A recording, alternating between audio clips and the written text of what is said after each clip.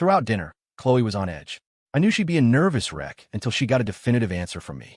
At the end of the day, she was just a woman, and she wasn't like Ava or Micah. She was the kind of person who needed to lean on others. She put on a brave, happy-go-lucky front, but underneath it all, she was the most insecure person I knew. The meal finally ended, punctuated by long stretches of silence. I booked Chloe a room at a hotel near Union Station. As I was about to leave, she grabbed my arm. "Leo, when will you give me an answer?" "Soon," I said, my voice clipped. I had to make a choice, and fast. Chloe couldn't afford to wait. She let go of my arm and nodded. "Okay, I'll wait here in Indianapolis for your decision." "Yeah, get some rest. Call me if you need anything. I've got to go." I left the hotel with her hopeful eyes following me out the door. I sat on a park bench, bathed in the glow of the city lights, a craft beer in my hand. I watched the traffic stream past, feeling completely lost. My paralysis came from having no good options. If I quit my job and went to Portland for Chloe, how could I possibly explain it to Liz? And would an explanation even matter? But if I didn't go, it meant watching Chloe spiral into an abyss, helpless. I couldn't do that.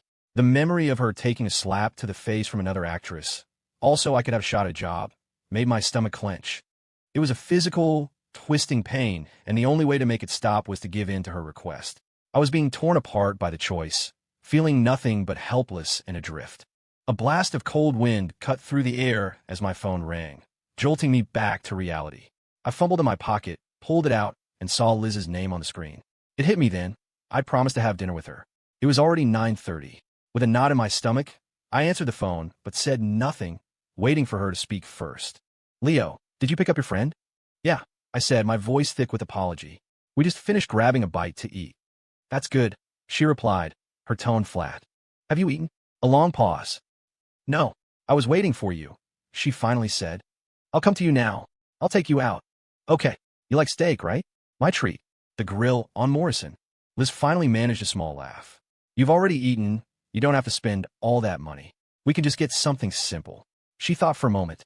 "Let's just get ramen. I haven't had ramen in ages."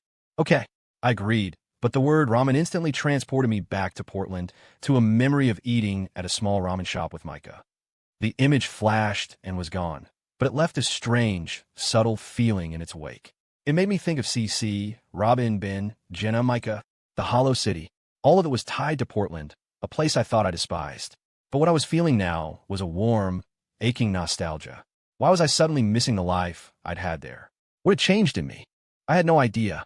Sometimes, you really don't know yourself at all. 20 minutes later, I met Liz at a ramen shop. She ordered a bowl, and I sat across from her, just keeping her company. She ate slowly, her eyes on me as I sat in silence. "What did your friend come to see you about?" I didn't know how to answer. After a long moment, I said, "She needs my help with something." Liz smiled faintly. "It must be something big, right?" "Well, you don't fly all the way to Indianapolis from Portland unless it's a big deal. But it's between you and your friend. It's none of my business." I looked at her, and a sour feeling churned in my gut. She was a genuinely decent, wonderful woman. I liked her so much, which made the thought of leaving Indianapolis unbearable. Plus, we were practically engaged. If I really quit my job and went back to Portland, it would be a fatal blow to our relationship. I nodded, sinking back into silence, the feeling of being torn in two growing even more intense. Finally, just as Liz was finishing her bowl, I took a deep breath. "Liz," I began, my voice heavy, "I need to talk to you about something." She looked at me, puzzled. After a moment, she said, "Go on." An impossibly long silence stretched between us before I finally managed to speak. "My friend's music bar is in trouble. I might have to go to Portland for a while to help out." Liz's brow furrowed almost instinctively. "You're going to Portland? What about your job?" Another dead silence. "I'll have to quit," I said in a low voice. "I know this is completely out of the blue." "You know it's out of the blue, so you shouldn't be doing it." Liz cut me off, her voice rising with anger. "Do you have any idea how many all-nighters you pulled? How much you busted your ass to get a foothold at Oakwood Creative? Have you forgotten all that? I don't have a choice. I just hope you can support my decision. Please." Liz let out a laugh that was more rage than humor. "And what about us? And how long are you going to be in Portland?" "I don't know how long. If you're willing, you could wait for me to come back." "Wait for you to come back, so you can start from scratch, find a new job, and I can just cooperate while you try to build our relationship all over again?" "I'm sorry, I can't do that." "Liz, don't be so extreme, okay? My friend invested over $100,000 into this bar, took out a massive loan from loan sharks, and the business is failing. Are you telling me I should just stand by and watch her go under? Liz nodded sharply. Leo, the thing I admire most about you is your honesty. So can you honestly answer a few questions for me? Yes, I answered without hesitation. This friend of yours, is it a man or a woman? Her first question caught me completely off guard. It took me a moment to answer in a low voice. She's a woman. The moment the words left my mouth, Liz's expression turned ugly. After a long, tense pause, she asked, what exactly is your relationship with her? We're friends. Friends? Is a friend worth giving up your career for? Worth giving up us? My head was spinning with frustration, but I gritted my teeth. I have to help her, because I owe her. Fine, Liz said, her voice hard. If you're this set on it, I won't stop you. I couldn't if I tried. But I hope you'll go home and ask your parents what they think. See if they agree with what you're doing. She grabbed her purse from the chair beside her and left, her anger radiating off her in waves. Suddenly, the space across from me was empty. I stared at the half-eaten bowl of ramen and felt my life being mercilessly ripped apart by fate once again. I left the ramen shop and walked alone through the empty late-night streets, a storm of frustration raging inside me. I had made my choice, but Liz's reaction was more intense than I'd expected. It was like my decision had struck her deepest nerve. Then again, what woman could tolerate her fiancé quitting his job and moving to another city for another woman? The fact that she hadn't screamed her head off at me was a testament to her composure. I pulled a cigarette from the pack, lighting it with a sense of defeat. A sharp pain, born of guilt, shot through me every time I thought of Liz. But a decision made was a decision made. I wouldn't go back on it. No matter what, I had to help Chloe get through this crisis. I had to, for that slap she'd taken from me. Taking a deep breath, I crushed the cigarette out and pulled out my phone. I sent Chloe a text. I'm quitting my job tomorrow. As soon as I finish the handover, I'll head to Portland. Her reply came back almost instantly. Thank you, Leo. I knew you wouldn't leave me hanging. Yeah, so can you get a good night's sleep now? I don't want to sleep yet. I want to call you just to hear your voice. I stared at her message, a bitter taste in my mouth. I had just given her a sense of security, but what about Liz? My decision must have wounded her to the core. Before I could reply, Chloe was already calling. I stared blankly at the flashing screen. In the end, I couldn't bring myself to answer. I declined the call and sent her another text. I'm beat. I need a rest. Let's talk tomorrow. I switched off my phone before she could reply again, then dragged my heavy body and exhausted soul down the cold street, which seemed to stretch on forever. It was late when I got home. I assumed the warden and my mom were already asleep and opened the door as quietly as I could, only to find them both sitting in the living room. Neither of them looked happy. My stomach tightened. Did they already know what had happened with Liz? Knowing Liz, she wouldn't have told her parents about my decision to quit and move to Portland, at least not yet. Before I could even get my shoes off, my mom's voice cut through the silence. Leo, why was your phone off? Must have died, I mumbled. Did you and Liz have a fight? No, tell me the truth, she demanded. Did you or did you not? Liz's mother just called. She said Liz came home crying, locked herself in her room, and won't answer the door. Guilt washed over me again. I stood there, frozen, not knowing how to answer. If she knew the truth, she would probably take it even harder than Liz.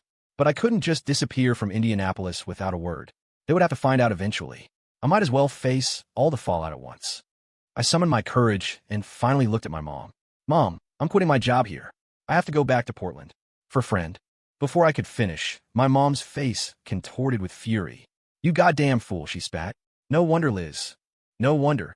What the hell do you think you're doing, screwing up your life like this? Huh? What are you trying to do? Is your life too good for you?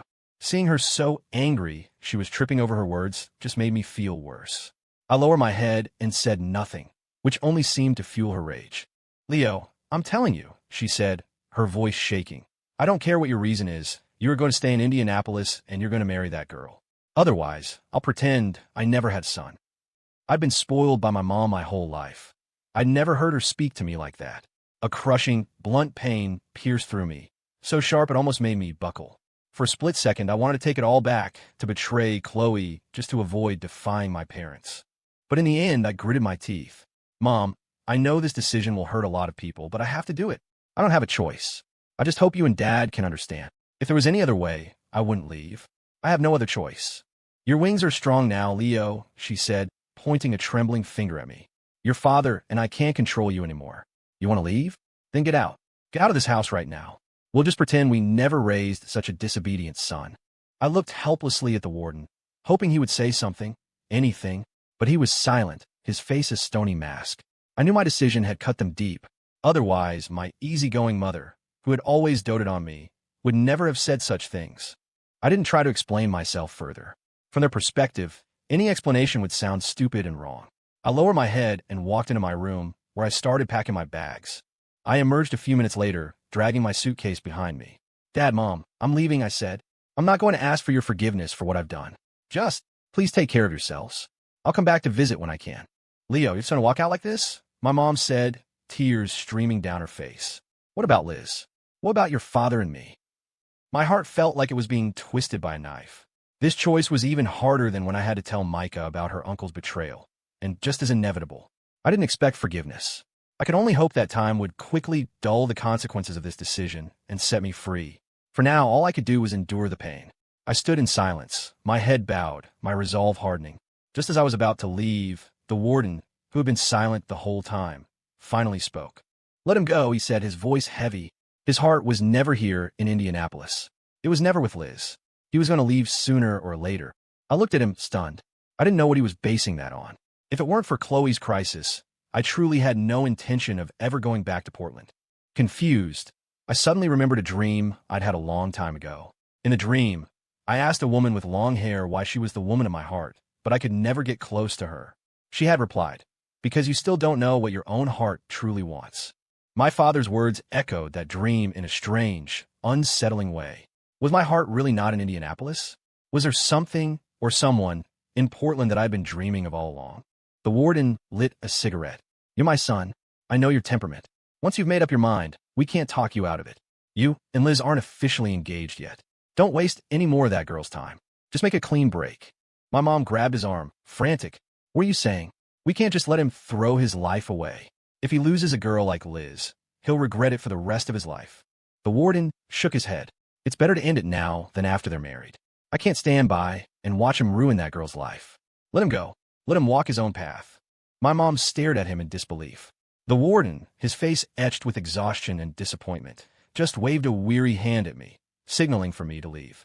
I lowered my head and mumbled, "I'm sorry," before finally dragging my suitcase out the door.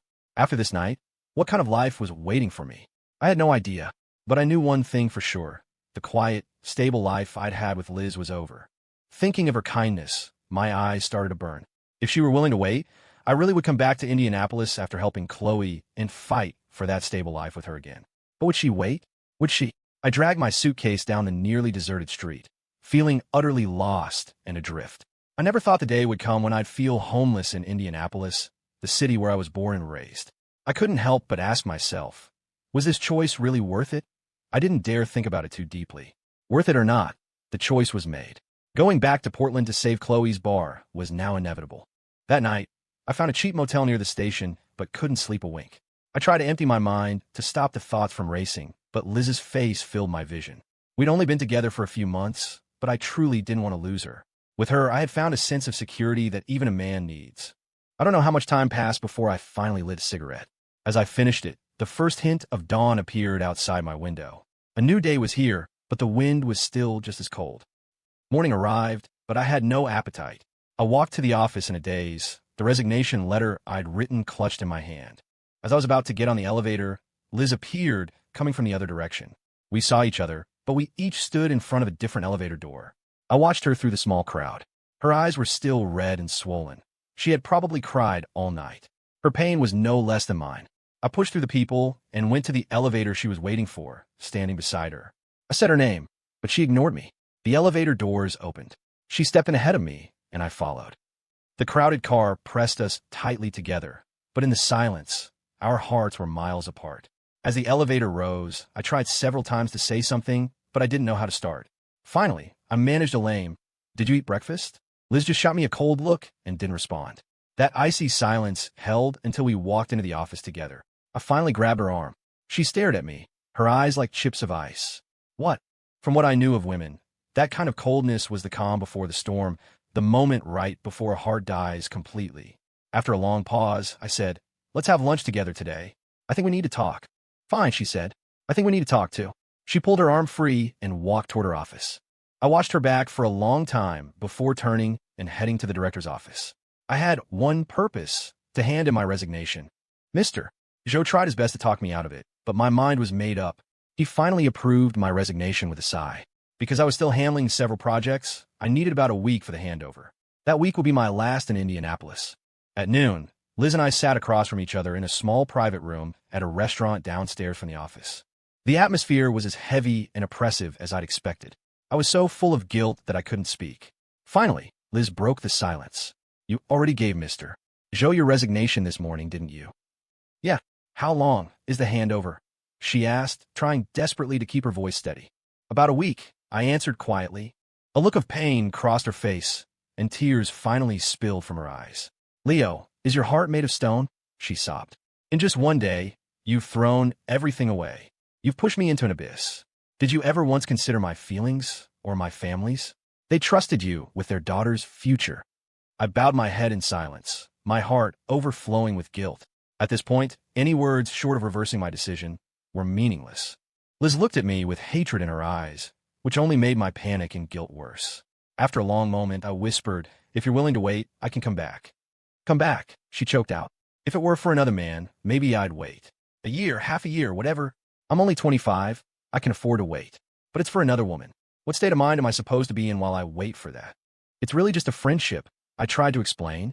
It's not as complicated as you think. Really, she challenged. Put your hand on your heart and tell me nothing has ever happened between you two. Don't treat me like an idiot. Why didn't she ask someone else? Why you, Leo? And why are you willing to abandon your family, your fiancé, to help her? You still call that a normal friendship between a man and a woman? Tell me. Faced with her questions, I was speechless. While there were no romantic feelings between Chloe and me, it was true that we had slept together during the lowest point in my life. Could a relationship like that ever be called pure? My silence only enraged her further. I could see her heart dying in her eyes. She reached into her purse and pulled out the engagement ring we had bought together just a few weeks ago. She placed it on the table in front of me. Leo, let's break up, she said. Let's just pretend we never met. I looked at her. Her lips were trembling. So were mine. But I couldn't utter a single word to stop her. It will be pointless. You should keep the ring. Liz let out a disdainful laugh. What, feeling guilty? Leo, your parents paid for this ring. Now that we're breaking up, you have no right to give it to me. Her words were a stab to the heart. I understood her unspoken meaning. I remembered how pathetic I was when I first came back to Indianapolis. It was Liz who had saved me from that. Maybe after leaving Indianapolis, I would go back to being the same good-for-nothing I was before. I'm sorry, I finally said to her. Don't say you're sorry to me, Liz said, her voice resolute. I'll just treat these last few months as a disaster I had to live through. I just hope, Leo, that you don't give another woman hope just to destroy it with your own hands. She grabbed her purse and walked out of the room. I sat there, stunned, staring at the engagement ring she'd left behind. In that moment, I felt like my entire life had been shot through, leaving it full of holes. Maybe, one day, I really would regret the choice I made today. That evening, with nowhere else to go, I went back to my shabby little motel. I bought some beer to pass the time, to numb the loneliness and misery. I was starting to feel a buzz when Chloe's call came through. I didn't want to talk to anyone. I declined the call and sent her a text. Whatever it is, just text me. Her reply came back quickly. I'm still in Indianapolis. I want to have dinner with you. My treat. In my drunken haze, I texted her back. I've already eaten. You should head back to Portland tomorrow. I need to finish my work handover. I'll be there in a week. I tossed my phone aside and pulled another can of beer from the plastic bag. My mood was sinking lower and lower, and I couldn't find a single reason to console myself. I couldn't even begin to imagine how deeply I had hurt Liz or my parents. I knew this would be another sleepless night for them. My phone rang again. It was Chloe. Her persistence was wearing me down. I finally answered, trying to keep my voice patient. I really have eaten dinner. Can you just go by yourself? Her voice on the other end was choked with tears. Leo, I know you're in a bad mood. You must have given up a lot for me, haven't you? You're overthinking it. I'm just going back to Portland. At worst, it's like I never came back to Indianapolis at all, I said, and out of sheer frustration, I lit a cigarette. Then come out and have dinner with me. I really can't eat alone. I was silent for a long moment before finally agreeing. I didn't want her to see how miserable I was and feel guilty. But the thought of having to fake a smile was exhausting, which was the real reason I had refused to see her in the first place. Ignoring the deep winter cold, I took a hot shower in the motel room. I grabbed my wallet and walked out, only to see Chloe standing across the street, waiting. She had seen everything. She jogged over to me, her eyes fixed on my face, but she didn't say a word. I crushed out my cigarette and stuffed my hands in my pockets against the cold. I thought you wanted to eat. Let's go. Why are you staying in a motel? She asked, her eyes turning red. I'd assumed she'd be late, that she'd be fussing over her makeup. But she had arrived before me, dressed in a simple athletic down jacket with no makeup on. That's how she caught me coming out of that fleabag motel. I dodged the question. Let's find a place to eat first. Chloe nodded obediently, tears welling in her eyes. We started walking down the street, disappearing into the evening crowd. I was planning to grab a bite at some cheap place, but she insisted on hailing a cab and had the driver take us to an upscale restaurant. Inside, the soothing music and the sound of a small fountain helped calm my frayed nerves. Chloe kept her head down, picking at her food without speaking. I had no appetite at all, and just nursed a glass of red wine. After half an hour, she finally finished. She looked at my untouched plate, and her expression clouded over again. After a moment, she asked in a low voice, Leo, was it very difficult for you to come back to Portland? It was nothing. Don't worry about it. What about your girlfriend? Did she say anything? Her question hit a raw nerve, but I forced myself to endure the pain. It's fine. She supports my decision. Liz did support my decision, on the condition that I also lost the love we were building a future on. Chloe pressed on. Then why are you staying in a motel by yourself? I finally snapped. My patience was gone. Chloe, do you know why I didn't want to come out to dinner with you? I said, my voice sharp, because I really don't want you to keep asking me these questions. Whatever the consequences, I've already made my choice. So all your questions are meaningless right now. Chloe fell silent. When you get back to Portland, I told her, get Robin and CC to help you manage the bar for now. I'll get there as fast as I can.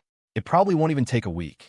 Okay, Robin's been the house musician at my bar this whole time. He's been playing for free for a month. I feel so bad about it. Leo, if there was any other way, I would never have asked you. I know how hard this must be for you. Her words left a strange taste in my mouth. Sometimes life is just that cruel, leaving you with no room to choose. And being alive means you're never really in control. After leaving the restaurant, we walked under the cold glow of the streetlights.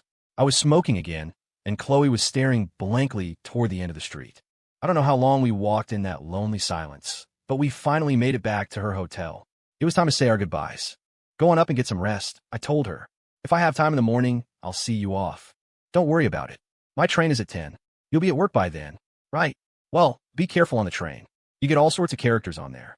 She ignored my warning, her eyes filled with tears. I was so stupid, she said. I should have listened to you. I never should have opened that bar. I've ruined myself, and I've ruined you. I patted her shoulder gently. Don't cry. Everyone makes mistakes in their life. The important thing is how you fix them. I'll be there with you to get through this. She threw herself into my arms, sobbing uncontrollably. Leo, everything you've lost from me today, I swear I'll pay you back double in the future. I took her by the shoulders and gently pushed her away. I looked her in the eye, my expression serious. Listen to me. Don't you ever use the words pay back between us. It's like that slap you took from me. Did you ever expect me to pay you back for that? Chloe shook her head. I don't want anything from you. I did that because I wanted to. Exactly. And going back to Portland is something I'm doing because I want to. After dropping Chloe off, I walked the streets alone. My motel was just past the next bus stop, but I didn't want to go back yet, even though the world was freezing. I sat on a stone bench in the plaza in front of Union Station, lit a cigarette, and watched the people come and go. For a brief moment, all these people passing by had crossed paths with me, but in the next, they would all board their trains and scatter to the winds, our lives never intersecting again. But their lives would go on, filled with their own joys and sorrows. No one gets to live a peaceful life, a life filled with joy and sorrow. That's what it means to be human. I took a deep breath, crushed out my cigarette, and looked up at the sky. Where was it? That crystal city. I had moved between Portland and Indianapolis, searching for it by day and by night, but I hadn't seen it since. Was it just a figment of my imagination? If it was, how sad is that? It would mean my tired soul would never find a place to rest. If only there were a little silver boat right now, crescent-shaped, rocking and swaying, to waste away the night and carry me into that velvet sky. How wonderful would that be? Another 5 days passed. I finally finished handing over all my work. This was my last night in Indianapolis.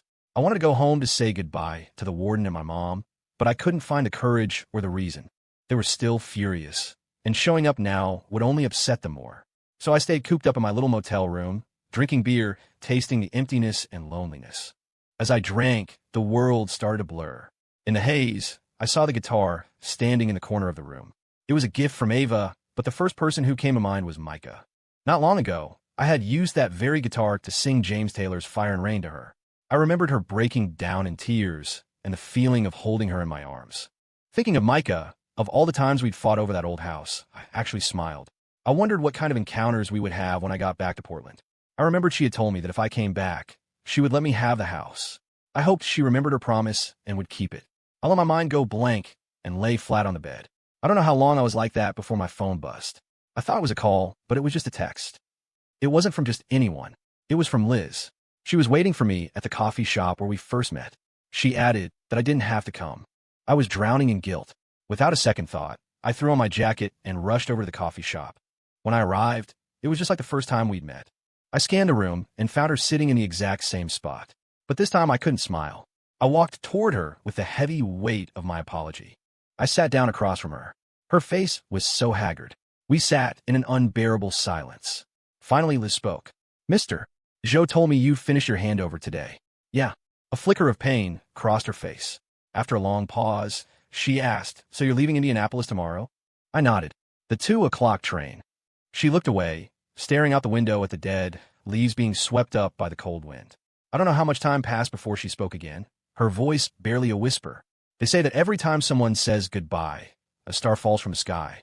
But even if it falls, it becomes a shooting star, right? It gets to be brilliant for a moment. I knew she was talking about herself, the falling star, but I didn't know what kind of brilliance she wanted in this final moment. She finally looked at me, her expression a complex mix of emotions. "Leo, I need you to tell me, really and truly, what kind of woman is worth you throwing away a relationship that was headed for marriage? I need to understand, so I can move on with my life." It was hard to define my relationship with Chloe. In the end, I just said a friend I've been through hell with. "Is that all?" she pressed. "Has nothing ever happened between you two?" Under her intense gaze, I finally told her the truth. It did. Once, during the absolute lowest point of my life, we slept together. But there was no love between us. "I don't understand," she said, her voice hollow. "But we're over, so I'm not going to dwell on it. I just need an answer. Now you've given me one. I'm so sorry, Liz. There are no apologies in love. Getting together, breaking up, those are choices we make. The only ones you should be sorry for are our parents. We let them down." She was right, but there was nothing I could do to fix it. I fell silent again. In my silence, she asked something completely unexpected. "Leo, do you remember asking to borrow money from me the first time we met?" "Yeah. You're leaving now. When two people part ways, shouldn't they make sure they don't owe each other anything?" "They should." "Good. Then I want to borrow $200 from you." "No problem," I said without thinking. I pulled $200 bills from my wallet and handed them to her. She took the money, a small, sad smile on her face. "But I'm not going to pay you back."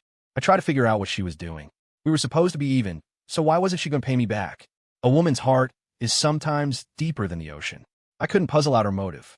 She had no intention of explaining. She just tucked the money into her wallet and stood up to leave. "Liz," I called out to her back as she walked away. "You said even a falling star gets to be brilliant for a moment. What kind of brilliance do you want? I'll give it to you." "Leo, I don't want any more compensation from you," she said, her voice choked with emotion. "You should know, not every falling star's brilliance is seen by someone.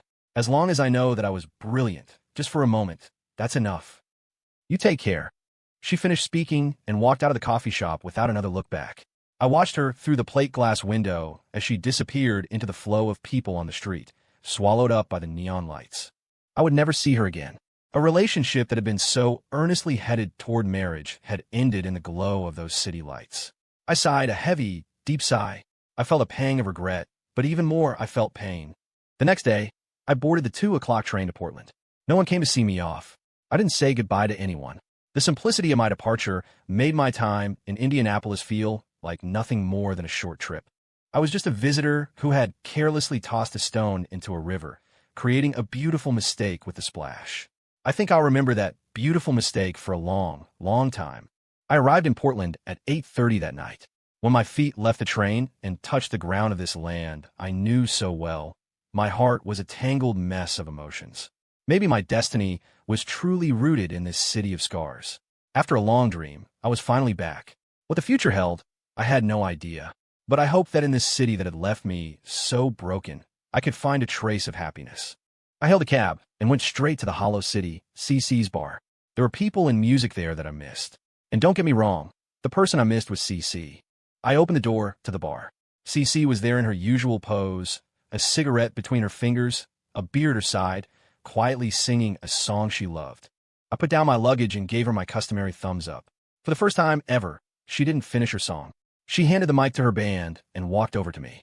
"Hey, Leo, long time no see." CC opened her arms, and I hugged her. She whispered in my ear, "Almost 3. By the way, you're a little late." Micah had just left after having dinner here.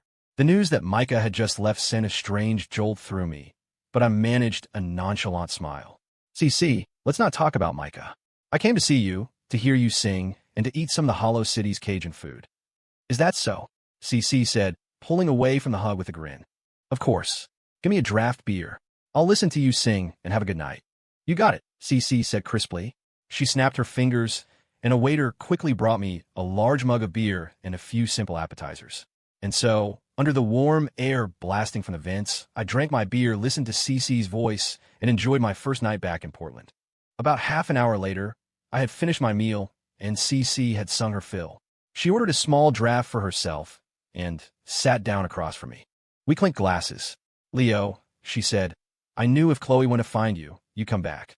I looked at her, and suddenly the words "come back" felt incredibly heavy, as if I'd been violently dragged from one world into another. I thought of Liz's gentleness and consideration, and my heart ached with the pain of loss. My mood plummeted. For a moment, I didn't know how to respond. CC asked carefully, "Leo, now that you're back, what about your girlfriend in Indianapolis?" "CC," I cut her off. "It's stuffy in here. I want to go sit outside." I stood up, and she stood up with me. "Wait, I'll join you." Outside, the cold wind was still howling. The chill seemed to freeze my heavy thoughts. After a long moment, I forced a smile. Liz and I broke up. She couldn't accept me quitting my job to come back to Portland, and she definitely couldn't accept that I was doing it for another woman. CC looked at me, her eyes full of sympathy. I turned away from the wind to light a cigarette. In the cloud of smoke, I saw an image of Liz walking away from me last night. I remember my mother's words, that she would pretend she didn't have a son. My heart felt like it had been bleached white, and my eyes began to burn. I felt like crying, but I couldn't.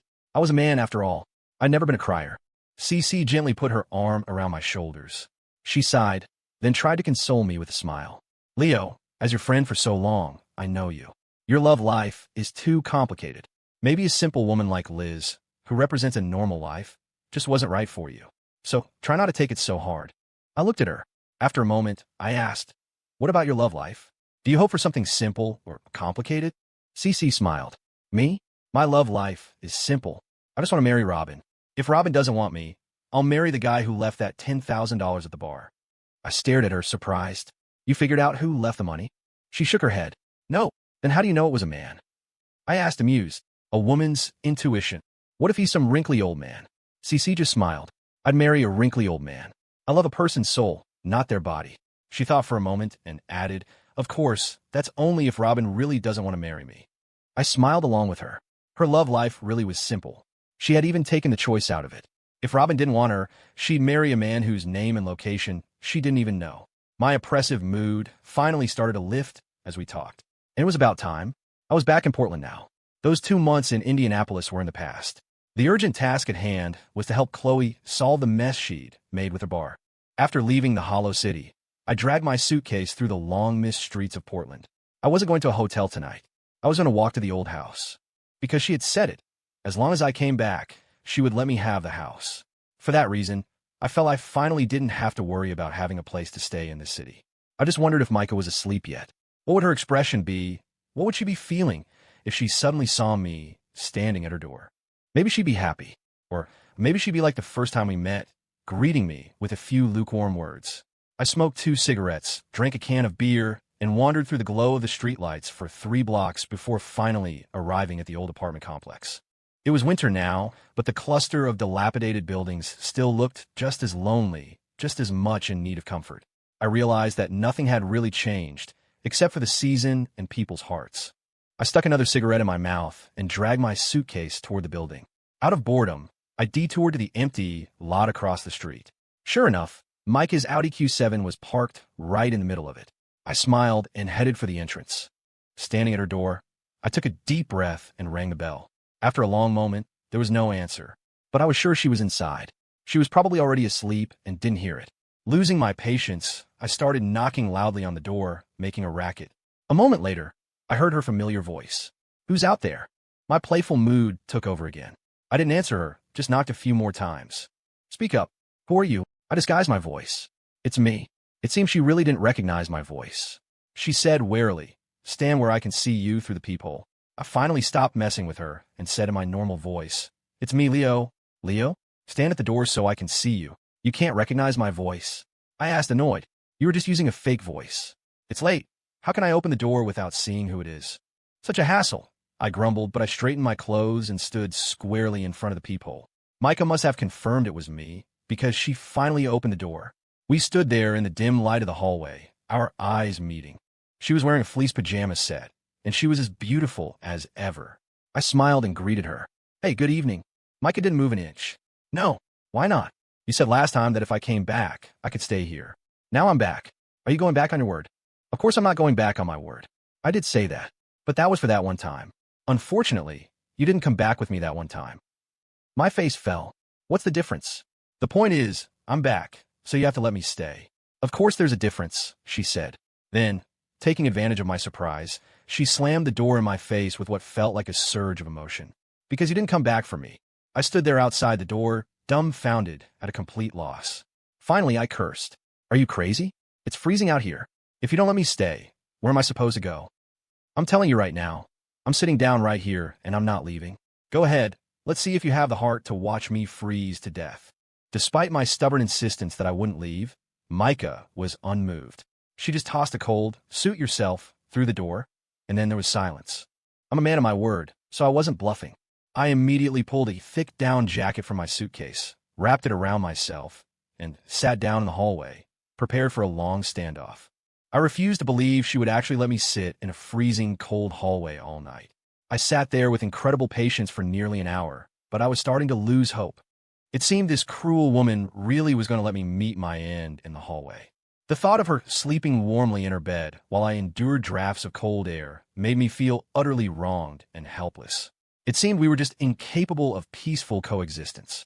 I had just gotten back to Portland, and she was already slamming the door in my face for no good reason. I just couldn't understand why she was treating me like this. Frustrated, I found another thick piece of clothing and wrapped it around myself. It was finally a little warmer, and the exhaustion from a full day of travel started to make me drowsy. I fell asleep leaning against the wall. I don't know how long I was out, but I felt someone pushing me. I groggily opened my eyes, and Micah's face slowly came into focus. You really didn't leave? She said, surprised. Do I look like someone who goes back on their word? I grumbled, trying to stand up, but my legs were completely numb and wouldn't move. Micah just looked at me without saying anything. Couldn't you be a little nicer to me? I just got to Portland, and you locked me out. That's a hell of a way to treat someone. You could have gone to a hotel. Easy for you to say. Do you think hotels are free? Well, you can't just fall asleep in a hallway.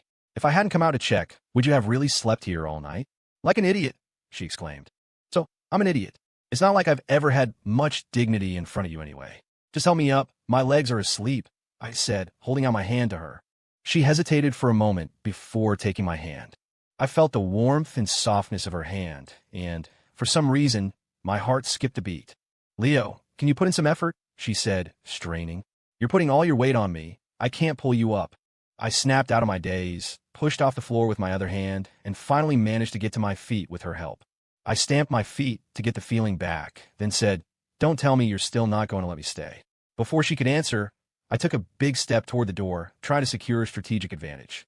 If she dared to say no, I'd lock her out first. It was a great plan, except the numbness in my leg hadn't completely disappeared.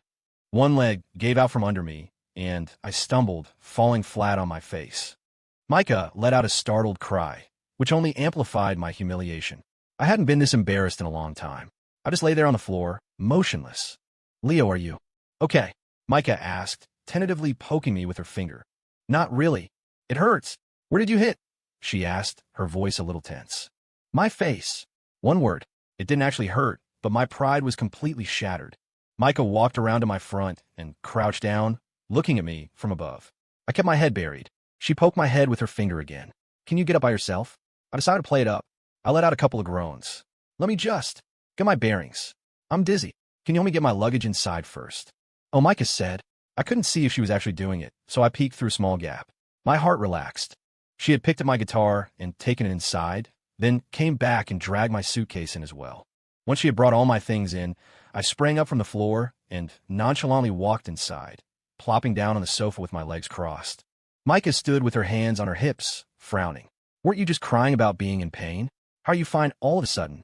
Strong, self-healing ability, I said shamelessly, grabbing a tangerine from the coffee table and peeling it. What healing? You were faking it, weren't you? She said, unconvinced. Who was faking? I took a huge fall, face planted on the floor. You think that doesn't hurt? If you don't believe me, try it yourself. You're ridiculous. I'm always ridiculous, I said, looking around.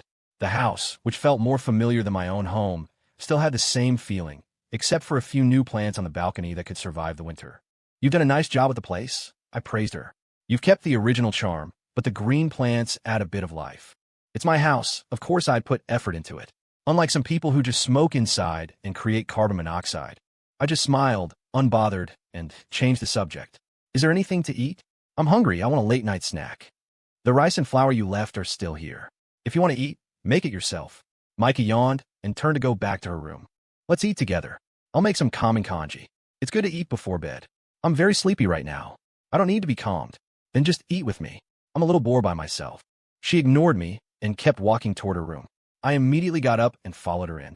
What are you doing in my room? She asked, seeing me behind her, instantly on guard. We know each other so well, I complained. Can you stop being so tense all the time? I just wanted to borrow a set of bedding. It's freezing. You can't expect me to sleep on a mat, can you? Her expression softened slightly. Weren't you hungry? You go cook, and I'll go make your bed. Now, it was my turn to be wary. You're being that nice? You must be up to something. Then go sleep on the mat, she said, pushing me out of her room and preparing to close the door. I couldn't let her win. I held the door open. I'm too smart for you to pull any tricks on me. Go on, make the bed. I'll go cook. Micah gave me a dissatisfied look, then walked to the storage closet, took out a set of bedding, and carried it toward the room I used to live in. While Micah was in a room getting things ready, I washed the rice, added water, and tossed in some red dates and lotus seeds. While the congee was cooking, I went to my room to supervise her. After being tricked by her so many times, I had to stay on high alert. Micah was making my bed with a calm expression, giving me no clue that she was up to any mischief. This made me even more suspicious. With her glamorous identity as the CEO of Aria Grand, why would she be making my bed? She had never been this nice to me before, at least not in this house. We were always at each other's throats. As I watched, she smoothed out the comforter and said with a sigh of relief, "It's done." I took a step forward, looked down at her, and asked, "All right, spill. What did you do to it?" "What?" she asked, confused. "Like putting glue on the sheets or something. Some kind of prank to make my life miserable," I said. She looked at me with a half smile. "Putting glue on sheets? That's so childish. I wouldn't do something like that." "Of course, you definitely would, which is why you'd suggest it." It was late, and I didn't have the energy to argue with her. I relaxed a bit. "Good, as long as you didn't. I'm going to bed then." "Wait, the congee will be ready soon. Let's eat together. We can catch up, it's been a while," I suggested. "I make your bed. You treat me to congee." "That sounds like a pretty good deal," Micah said with a smile. "Of course. You think I'm just sitting around all day looking for a fight with you? I never said you were looking for a fight. You were actually pretty decent today. A bit of quid pro quo." I nodded in agreement. Quid pro quo, good word. Anyway, I'm not the type to hold a grudge. Neither am I. My thoughts jumped. "So, let's go eat congee." It was almost dawn. Micah and I sat on opposite sides of the dining table, a bowl of congee made with red dates and lotus seeds in front of each of us. I held up the sugar bowl. "Want some sugar?" Micah pushed her bowl toward me. "Just a little." I spooned a small amount into her bowl and a little into my own. We both went back to eating with our heads down. This kind of harmony and peace was rare between us. When we were about halfway through, I finally spoke to the focused Micah. "Do you know why I came back to Portland this time?" She didn't seem to care much. "I know. CC told me everything." "Oh," I replied flatly. Micah put down her spoon, wiped her mouth with a napkin, and asked, "Don't you have a girlfriend you were about to get engaged to? You're here, so what about her?" When she mentioned Liz, my mood instantly soured. Our meeting, our time together, it felt like a brief, brilliant firework that had been extinguished by the chaos of the world. After a long pause, I finally said, "We broke up. What else could happen? Is the woman who made you come back to Portland really that important? You gave up so much." Of course, I didn't want to give up so much. But if I didn't come, what would happen to her? "And did you think about your girlfriend? How sad she must be." I managed a weak smile through my sadness. "Of course I thought about it. I know how sad she is. But without me, she can still live her life, marry someone else." But if I didn't come back to Portland, Chloe might not even be able to go on living. So, Micah didn't let me finish. She just nodded. I understand. Yeah, I said, lowering my head to finish my kanji. Micah did the same. We fell silent again, finishing our bowls in that shared quiet. After we finished, we stood side by side at the sink, washing the dishes. I asked her again, why did you lock me out earlier? Was it because you asked me to come back to Portland, and I didn't, but now I'm back for another woman? Micah paused for a moment before answering. You've already explained everything to me. I think a choice like that. Maybe that's the real Leo. I can understand you. I looked at her, a strange feeling stirring inside me. She might understand me, but she wasn't Liz. If Liz had been willing to give me the same understanding and trust, maybe we wouldn't have broken up. But how could I expect everyone to see things from the same perspective? Micah might understand me now, but if she were in Liz's shoes, looking at it from Liz's point of view, maybe she wouldn't understand either. Human nature is just that hard to grasp. We quickly finished the dishes. Micah seemed genuinely exhausted. As soon as she put the bowls away, she yawned again. I'm going to bed. Good night. Wait, I called out as she was about to turn away. Now what? I gathered my thoughts for a moment before finally saying, I'm staying in this house from now on. Don't you think you should give me a key? Micah's expression immediately changed. I instinctively thought she was going to refuse and quickly added, don't go back on your word. You're a person of principle. I clearly remember you promised to let me stay here if I came back. You don't have to keep reminding me of promises I made. You can stay, but we need to get one fact straight first. Tell me. I'll cooperate. Micah nodded. Between the two of us, who is the tenant and who is the landlord? I was speechless. Of course, I knew I was the tenant, but I didn't want to so easily give up the landlord status I had fought for. Well, she asked impatiently, is it that hard to answer? Under her oppressive tone, I once again felt the misery of having to bow my head under someone else's roof. I gritted my teeth and said, I'm the tenant. And me? For crying out loud, I already said I'm the tenant. Don't you know what you are? Of course I know, she said slowly, but I want you to say it. You're starting again. Weren't we just getting along? Why do we have to fight over a meaningless title like landlord and tenant? If it's so meaningless, why did you twist the concept and force the title of tenant on me in the first place? I suddenly realized that Micah's logic was just too strong. No matter how glib I was, she could always find a loophole in my words and counterattack, and I was often left with no response.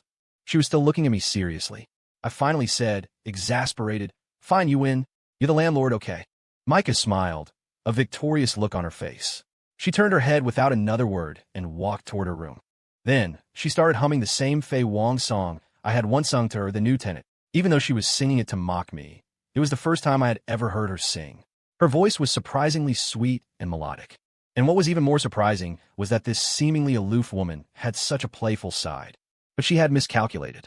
She was probably singing that song to get back at me for my smug behavior back then, but I didn't see it as revenge. Instead, I felt like she was showing me another side of herself that I never knew existed. It was a total win for me.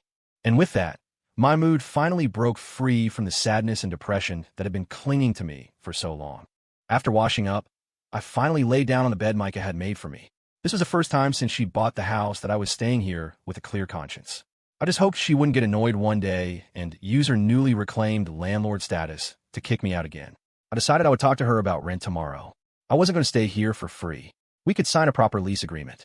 I lay there with my arms behind my head, my thoughts turning to the main reason I was in Portland. I had to help Chloe get her bar running, hopefully turning a profit in a short amount of time.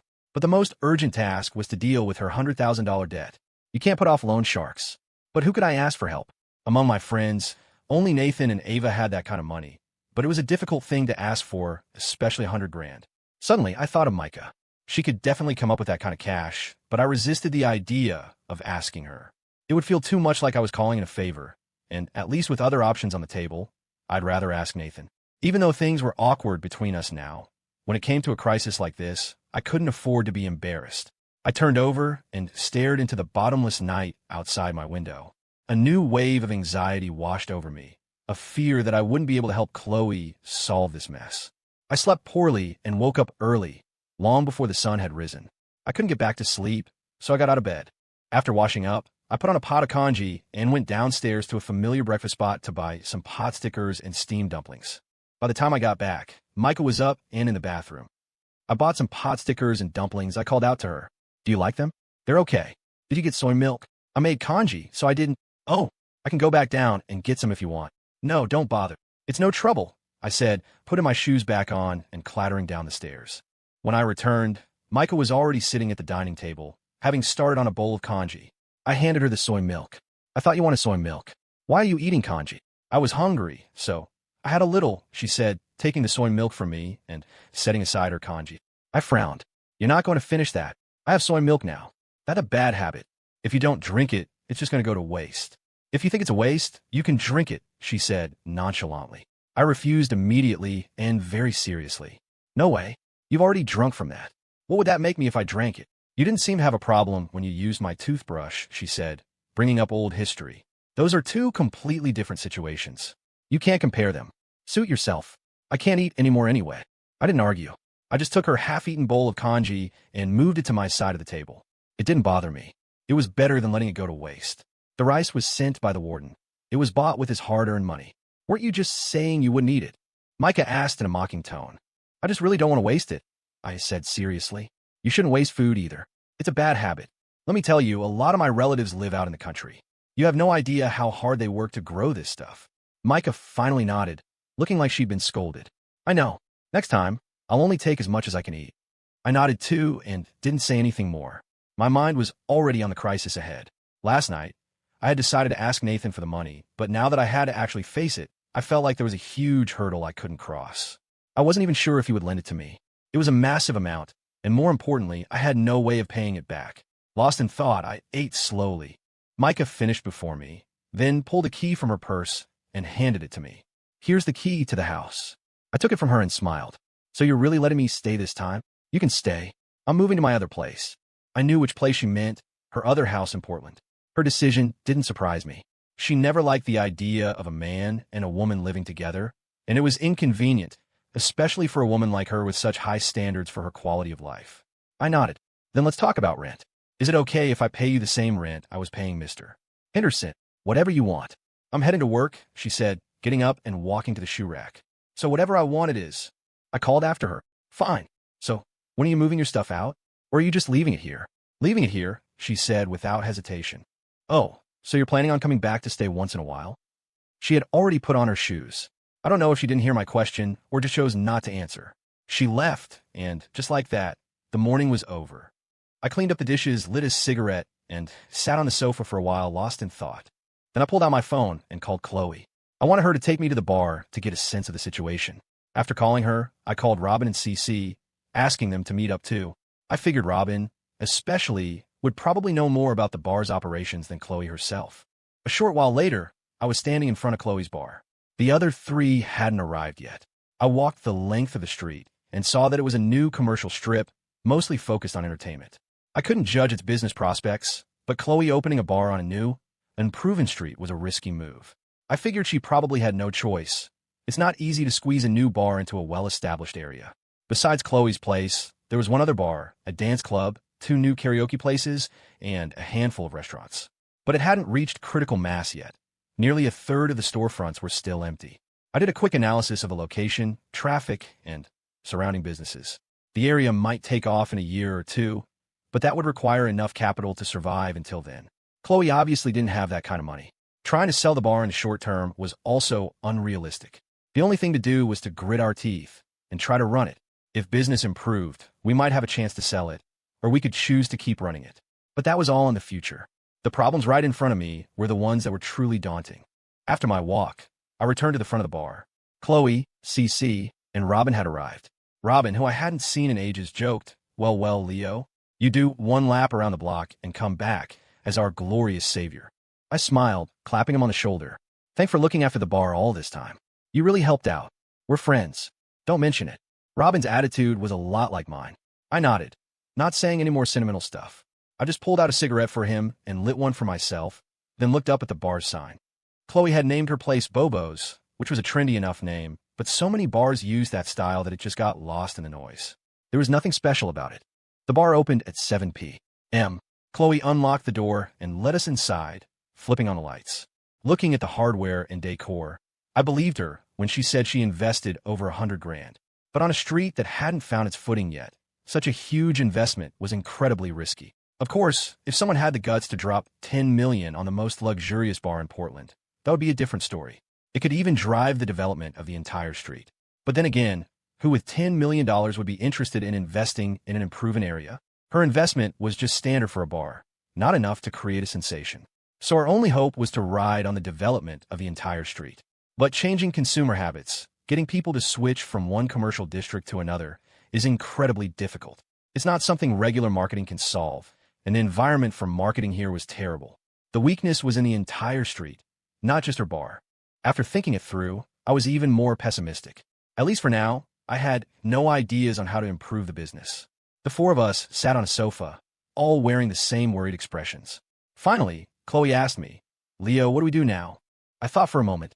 "How much cash do you have on hand?" She looked downcast. "Less than 10,000. Okay, that can hold us over for a little while. We'll talk about the bar's operations later. Right now, we need to figure out how to pay back that loan." As soon as I said that, CC spoke up. "I've got about 20 grand in savings. Chloe can use it first." This wasn't the time for pride. Before Chloe could say anything, I accepted the money on her behalf. Robin, who had been silent, also said, "I don't have much, less than 2 grand, but Chloe can have it to start." "You're doing well for yourself, having 2 grand in savings," I exclaimed. "When I left Portland, I didn't even have $200 to my name." Robin laughed. "You, Leo, are in a league of your own." We all managed a forced laugh at his joke, but Chloe adamantly refused to take Robin's money. He had already been playing at the bar for free for over a month. After the strained laughter died down, Chloe said to us, "I'll figure out the rest of the money myself. Thank you all so much." I immediately asked, "Tell me where you're going to find it." "I'll find a way," she said vaguely, not explaining where she planned to get the money. "Chloe, listen to me," I said, my expression serious. "We're all going to figure this out together.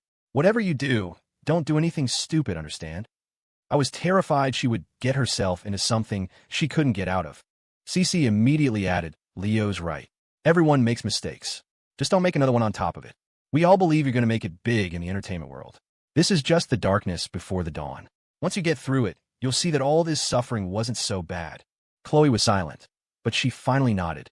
We sat for a little while longer, agreeing to meet up again that night when the bar opened, and then we all went our separate ways.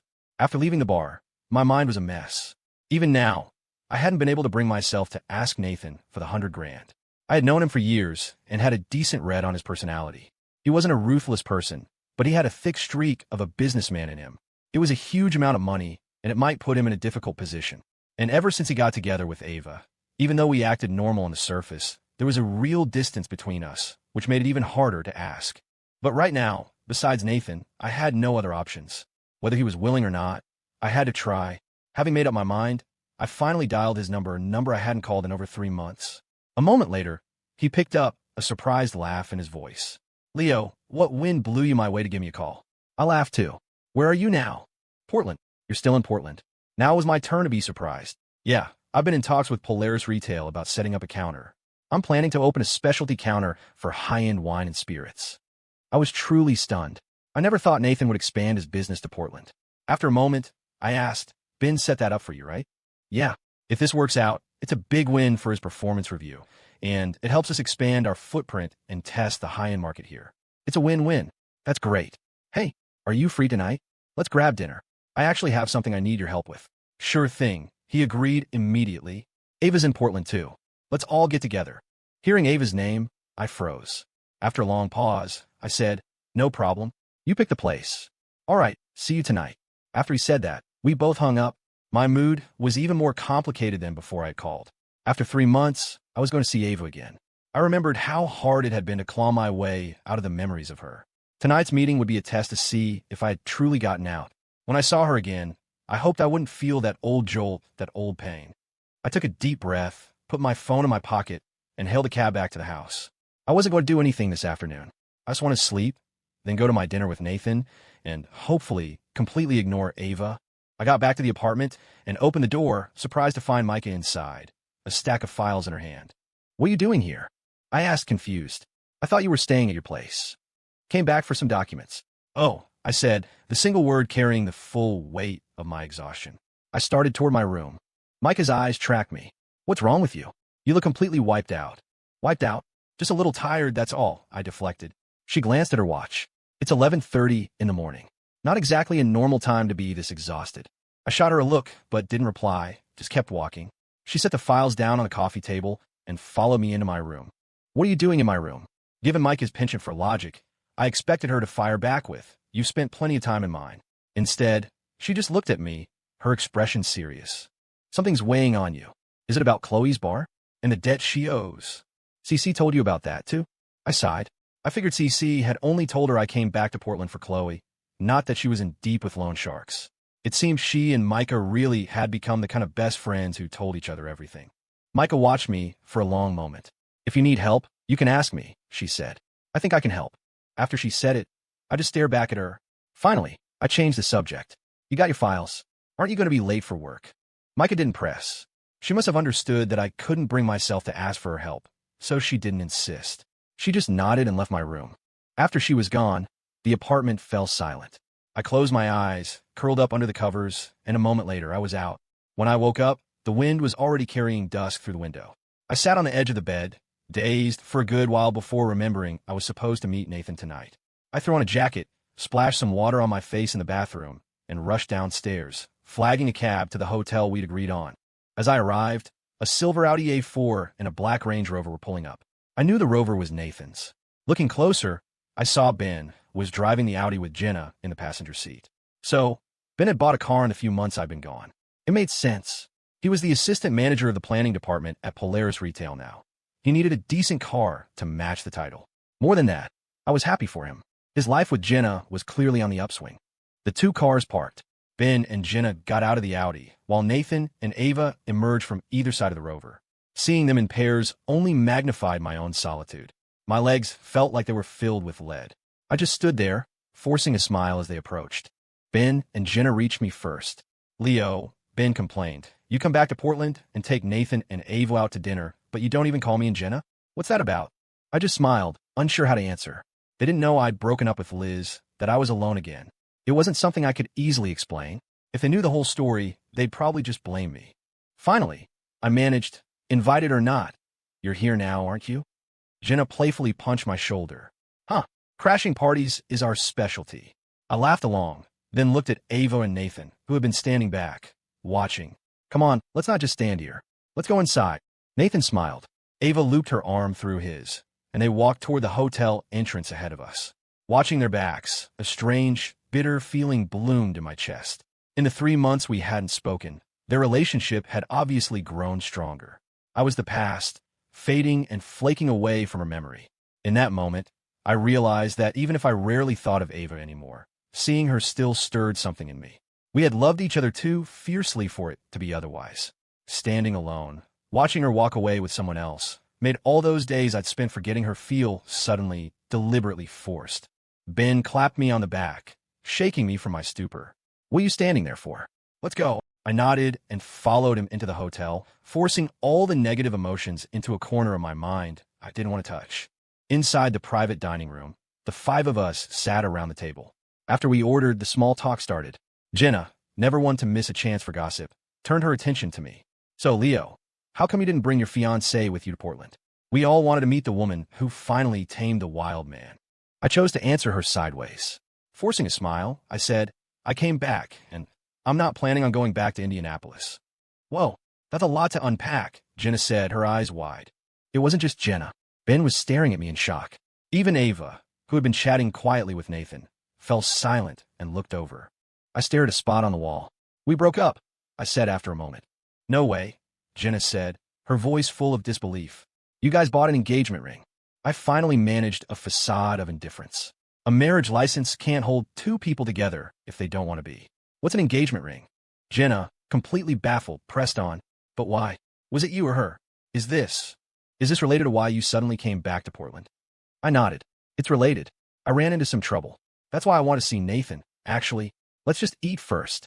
We can talk about the other stuff later." Hearing that I was in trouble, Ben and Jenna's faces filled with concern. Ava, who had been silent, finally spoke. "What kind of trouble?" I said we'd eat first. I repeated. Ava held my gaze, her expression calm but insistent, waiting for an answer. "So was Nathan." Finally, Ben added, "Stop being so dramatic, Leo. I know you. You don't ask for help unless you're in deep. This has to be big, right?" I looked around at their expectant faces and knew I had to tell them. I gathered myself, lit a cigarette, and finally spoke. A friend of mine owes $100,000 to loan sharks. It's a bad situation. I was hoping you could help me out, Nathan. I took a drag and added, and I'll be honest, I don't know if I'll be able to pay it back in the next few years, but I swear I'll do everything I can to make it right. A heavy silence fell over the room. $100,000 was a massive sum. A yes or no couldn't be decided in an instant. Nathan didn't say anything. Ben, ever the pragmatist, spoke first. Leo, that's $100,000. That's decades of salary for a normal person. You need to tell us exactly what's going on. Everyone else murmured in agreement, their eyes once again fixed on me. I took a deep breath and laid out the whole story. When I finished, the room was dead silent. After a long moment, Ben lit a cigarette. Leo, you're not going to like hearing this, but if I don't say it, it's going to eat me up inside. This is not your problem to solve. You can't afford to solve it. If you'll listen to me for once, go back to Indianapolis, apologize to Liz, and get on with your life. I have a feeling she'd forgive you. You can still fix this. I shook my head. You're not the first person to tell me that. I know I can't handle this on my own. That's why I came to Nathan. No matter what, I can't just watch her fall into an abyss and do nothing. Ben's voice was laced with anger now. Leo, would you stop trying to be the damn savior all the time? Last time it was for Micah, and you lost your job opportunity. This time you threw away your fiancée for some woman you barely know. How the hell does that make any sense? My mood plummeted. I pulled another cigarette from the pack, lit it, and took a long time to steady myself before I spoke. I've asked myself if it's worth it. The price is huge. But every time I think about her, a woman desperate to make it in Hollywood, who didn't hesitate to help me again and again when I needed it, who put her own career on the line and faced humiliation for my sake, I can't just stand by and watch. Because in this world, the number of people willing to sacrifice their own dreams to help me. Besides her, I haven't met any. Not even you guys, my closest friends. My words, heartfelt but edged with raw emotion, silenced them. Finally, Jenna asked, if you can both do anything for each other, why aren't you together? That's the part one don't get. Or, are you together? I shook my head, looking at their curious faces. We're not, and we both want to stay friends. That's it. I've explained everything I can. Nathan, can you just give me a straight answer? Nathan looked uncomfortable. I just poured a ton of capital into the new spirits boutique at Polaris. My liquid assets are really tight right now. I nodded slowly. If it's not convenient, then forget it. Leo, I'm sorry, he said, looking genuinely apologetic. It's not that I don't want to help, man, but I'm really in a tight spot. He turned to Ava. Are your funds any more flexible? Maybe. Ava seemed startled that he'd put her on the spot. She froze for a second before shaking her head. I can't come up with that much money either. I forced a smile. It's a huge amount. I get it. Let's just drop it and eat. It's on me tonight. Nobody argued. Jenna looked at me with regret. Leo, I'm sorry. Ben, and I can't help either. It's fine, I said, still smiling. I understood their situation even better. Ben's new car was probably financed up to the hilt. Expecting $100,000 from them was impossible. The rest of the dinner passed in a heavy, oppressive atmosphere. I turned down their suggestion to go to a karaoke bar. For one, I wasn't in the mood. For another, I'd already made plans with Robin and the others to meet at Chloe's bar. I wanted to see what it was like during business hours. After saying our goodbyes, I hailed a cab and went straight to the commercial street where the bar was located. I got out at the end of the block and walked the entire length. None of the open businesses seemed to be doing particularly well. I pulled out my phone and looked up the other bars and karaoke places on the street. They were all chains. I understood immediately. These were major entertainment companies with deep pockets, moving in to capture the market early. They could afford to bleed money waiting for the area to take off. If Chloe had just talked to me before opening the bar, I would have given her a proper business analysis, advised her against it. But she never even gave me the chance to know, and now she was in this mess. Frustrated, I lit a cigarette. There were no what-ifs in the real world. I had to deal with reality to help the bar get back on its feet one step at a time, and more importantly, help Chloe get her life back. I stamped out the cigarette and walked into the bar. It should have been peak hours, but the place was nearly empty. With so few people, there was no atmosphere at all. It felt more like a quiet tea house. It was a classic vicious cycle. No customer base meant no vibe, and no vibe meant no new customers. The few people sitting inside probably preferred the quiet, but their unconventional taste was an ironic commentary on the bar's failing business. Cece was on the small stage, strumming a guitar and singing. Chloe and Robin were in a corner. Robin was fiddling with a lighter, and Chloe was staring blankly at the carved wooden screen across from her. I walked over, tapped Robin on the shoulder to make some room, and sat down beside him. He passed me a cigarette. So, Any luck with the money? He asked, his voice low and concerned. Chloe snapped out of her trance and looked at me, her eyes pleading. I lit the cigarette, took a long, heavy drag, and said, "Not yet, but I'll keep trying." Robin clapped my shoulder, a silent gesture telling me not to put too much pressure on myself. I nodded but took another deep drag. With Nathan turning me down, my options were basically gone. Unless I went to Micah. But could I really do that? I couldn't decide. As I stewed in my endless frustration, my phone rang. I glanced at the screen. It was an unknown number. Confused, I answered. "Hello? Who is this?" A voice came through the line, familiar and unsettling. "I called you once before. You didn't say my number." It was Ava. I was flustered. She had called me about 3 months ago to meet, but I'd never saved the number. I forgot. I finally managed. She was silent for a beat. "Where are you?" "I'll come find you." "Is something wrong?" I asked, completely bewildered. "I'll tell you when I see you." Her assertiveness was classic Ava. She never gave you a chance to say no. I found myself agreeing. "Okay, the usual place." "The Willamette." "Yeah," she said. "Okay," and hung up. I was left staring at my phone, more confused than ever. What does she possibly want? After the call with Ava, I felt a little dazed. Robin noticed my strange mood and nudged me. "Who was that? You look like you've seen a ghost." I snapped back to reality. "A friend. Let me borrow your motorcycle keys. I have to take care of something." Robin, ever the easygoing one, didn't ask questions. He pulled the keys from his denim jacket pocket and tossed them to me, handing me his helmet as well. I took them, gave a quick wave to Chloe, Robin, and Cece on stage, and ran out of the bar. I pushed Robin's modified sport bike hard, flying down the streets. It only took me 15 minutes to get to the riverfront, but Ava wasn't there yet. The temperature had dropped, making even the moon look cold and brittle. Maybe suggesting we meet here was a mistake. Ava was a rich girl. She hated the cold, and she definitely didn't share my rough-edged love for wide-open spaces. I sat down on the tiered steps by the water, habitually lighting a cigarette and watching the river's surface shimmer under the moonlight, waiting. A moment later, I heard a car horn. I stood up. It was her red Cadillac CTS. I waved, and she spotted me, getting out of the car and walking over. I walked to meet her. We stopped a few feet apart, just looking at each other. She was dressed too lightly for the cold. "It's freezing out here," I suggested. "You want to sit in your car?" "No need. I only came for one thing. This will be quick." "Okay, let's go sit on the steps," she said. "Yeah." Ava walked ahead of me and sat down on the concrete steps. I sat down a short distance away, keeping a careful space between us. "What did you want to see me about?" She wasted no time. She pulled a bank card from her purse and held it out to me. "There's $50,000 on this card. It's what I've saved up over the years. I've been financially independent for a while. I don't ask my parents for money anymore. So this is all I could pull together. I hope it helps." I stared at her, stunned. I never, ever would have guessed this was why she wanted to see me. At dinner, when Nathan had asked if she had any money to lend me, she'd clearly said no. Had Nathan asked her on purpose? Was that why she said no then? To avoid raising his suspicions, only to bring it to me in secret now? Why I didn't react, she pushed the card closer. "What, is it not enough?"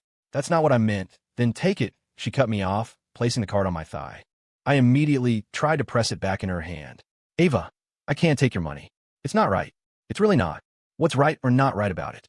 I'm giving it to you, so just take it." She grabbed my hand and put the card back into my palm. Our hands were clasped together. It was like being struck by lightning. The softness and delicacy of her hand felt both familiar and alien. Familiar because I had held it countless times. Alien because I hadn't held it in 3 years.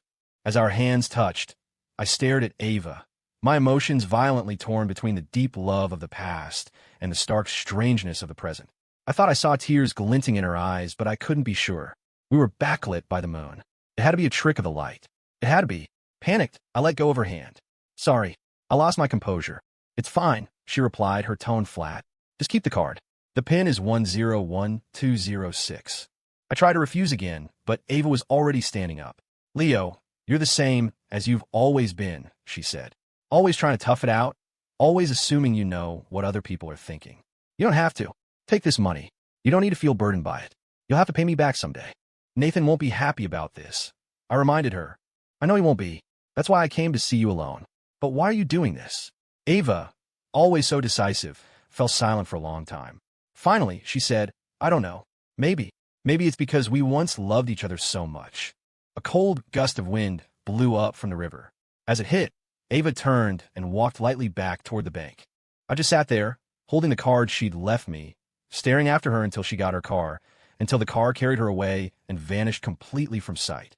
Another gust of wind made the moonlight tremble restlessly on the water. I didn't leave. I lay down on the grassy bank and let the wind slice through me. I tried with all my might to empty my mind, to not think about my past with Ava, but memories churned with every gust. A sudden warmth spread from the corner of my eye. It was because of what she'd said. Maybe it's because we once loved each other so much. The words filled me with a profound sadness and helplessness. We had loved each other deeply, it was true. But looking back on that love now, tracing its faded footsteps through time, it felt so pale, so weak. That's why she had to use the past tense to describe it. I gripped the card tightly in my hand, feeling that familiar pain all over again, the agony of wanting to hold on to something you know you can't keep. I rode Robin's motorcycle back like a man possessed, cutting the travel time in half. I returned the keys and helmet to him without a word, went straight to the bar, and ordered the strongest liquor they had. Then I just sat there, drinking one after another in silence. Chloe snatched the glass from my hand and grabbed my arm, her voice choked with tears.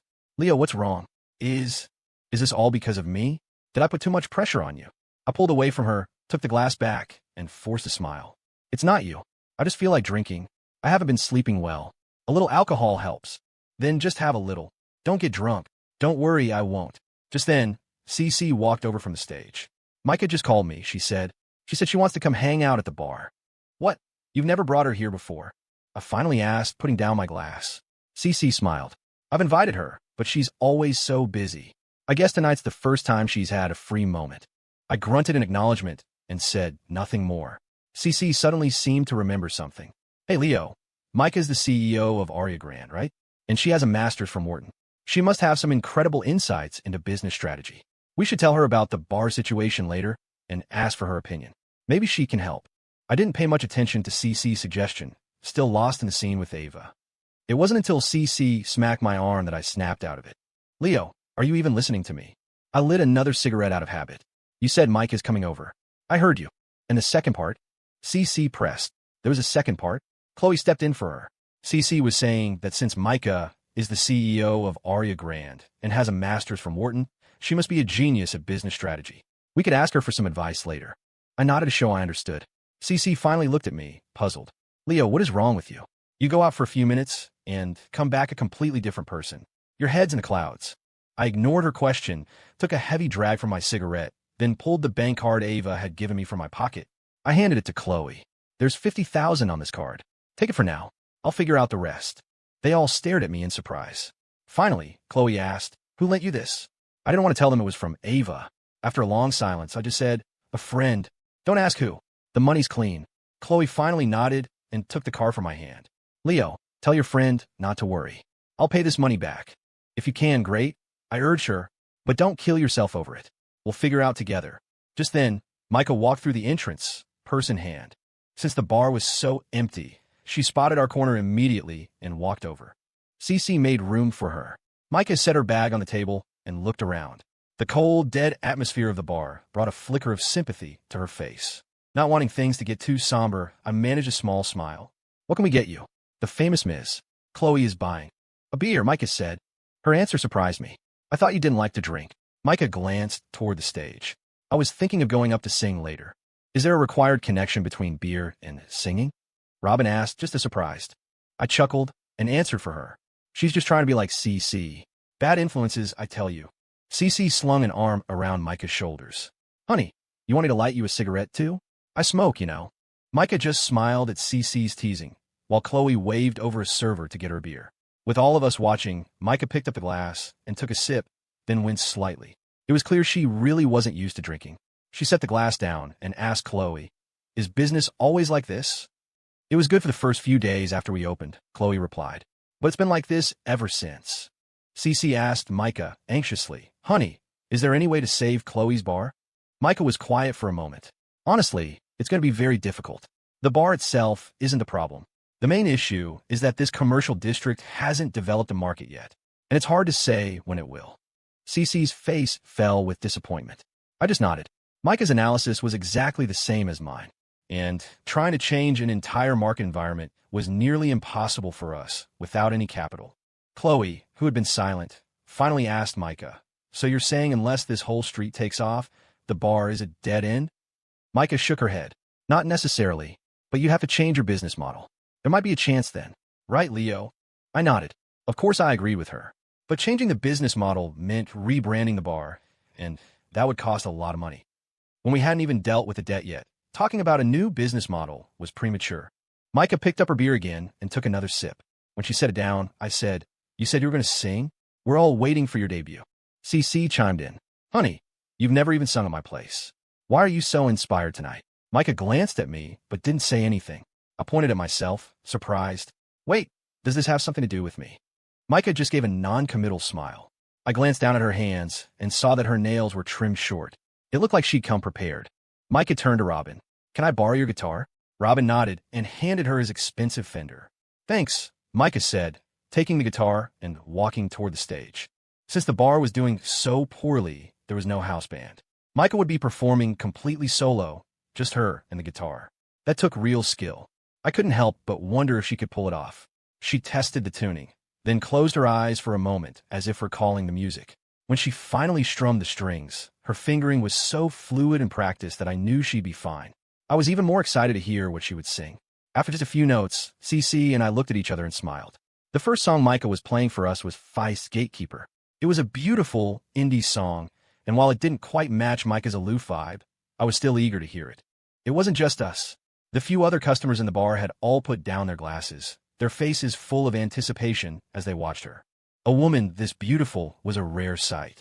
A beautiful woman who could play guitar was even rarer. And if she had a great voice, she would be a true unicorn. The first lines of Gatekeeper left Micah's lips. Her voice was clear and delicate, without CC's smoky, lived-in texture, but incredibly clean. She didn't use any vocal tricks to embellish the song, which only made it feel more natural and pure. It was captivating. CC watched Micah on the small stage and sighed. Does a woman this perfect really exist? God is so unfair. It's like he gave all his blessings to her. Even a normally stoic Robin nodded in agreement. A bitter taste filled my mouth. God wasn't unfair. They didn't know Micah's story. She might be beautiful, wealthy, and brilliant, but in the end, she was a lonely woman without the warmth of a family. Micah finished the song. The applause, though from a small crowd, was enthusiastic. The few customers, wanting more, begged her for an encore, but she just shook her head and signaled she was done. She came back to our table and returned the guitar to Robin. He gave her a thumbs up. "Your technique is amazing," he praised. "You're right up there with CC." It wasn't an exaggeration. During her performance, Micah's arpeggios, her strumming, her muting, her tremolos, all of it was flawless. To say she could match CC was no overstatement. Micah just smiled at the compliment. CC threw an arm around her. "Micah, honey, you have to come play at my place sometime. That was incredible." Micah smiled back. "I will." Our spirits, lifted by Micah's performance, had lightened considerably. We all raised our glasses and clinked them together. After setting her glass down, Micah picked up her purse, took out a check that was already filled out, and handed it to Chloe. "Here's $100,000. Go pay off the bar's debt. Leo will help you figure out the rest of the business problems." Micah's sudden move stunned us. Was this the real reason she had come to the bar tonight? Chloe didn't reach for the check Micah was offering. After a long moment, she asked, "This is $100,000. Why are you just giving it to me? We barely know each other." Micah shook her head, her expression as placid as ever. "I'm not just giving it to you. And while we might not know each other well, CC is a dear friend to us both. Helping you is helping CC." I looked at Micah, thinking her excuse was a bit thin, but I kept my mouth shut and watched things unfold. CC picked up the thread. "Chloe, just take it. I'll owe Micah for this one. When the bar starts making a profit, we'll pay her back." "This is too big a favor," Chloe started to say, but Robin cut her off. "Hey, superstar, a favor is a favor. She brought the check, she told you why. For the sake of the bar, just take it." "But I don't need $100,000, Chloe said after a pause, though she was clearly wavering. "Leo already gave me a card with $50,000 on it." Micah looked at me, surprised. I nodded, confirming Chloe's story.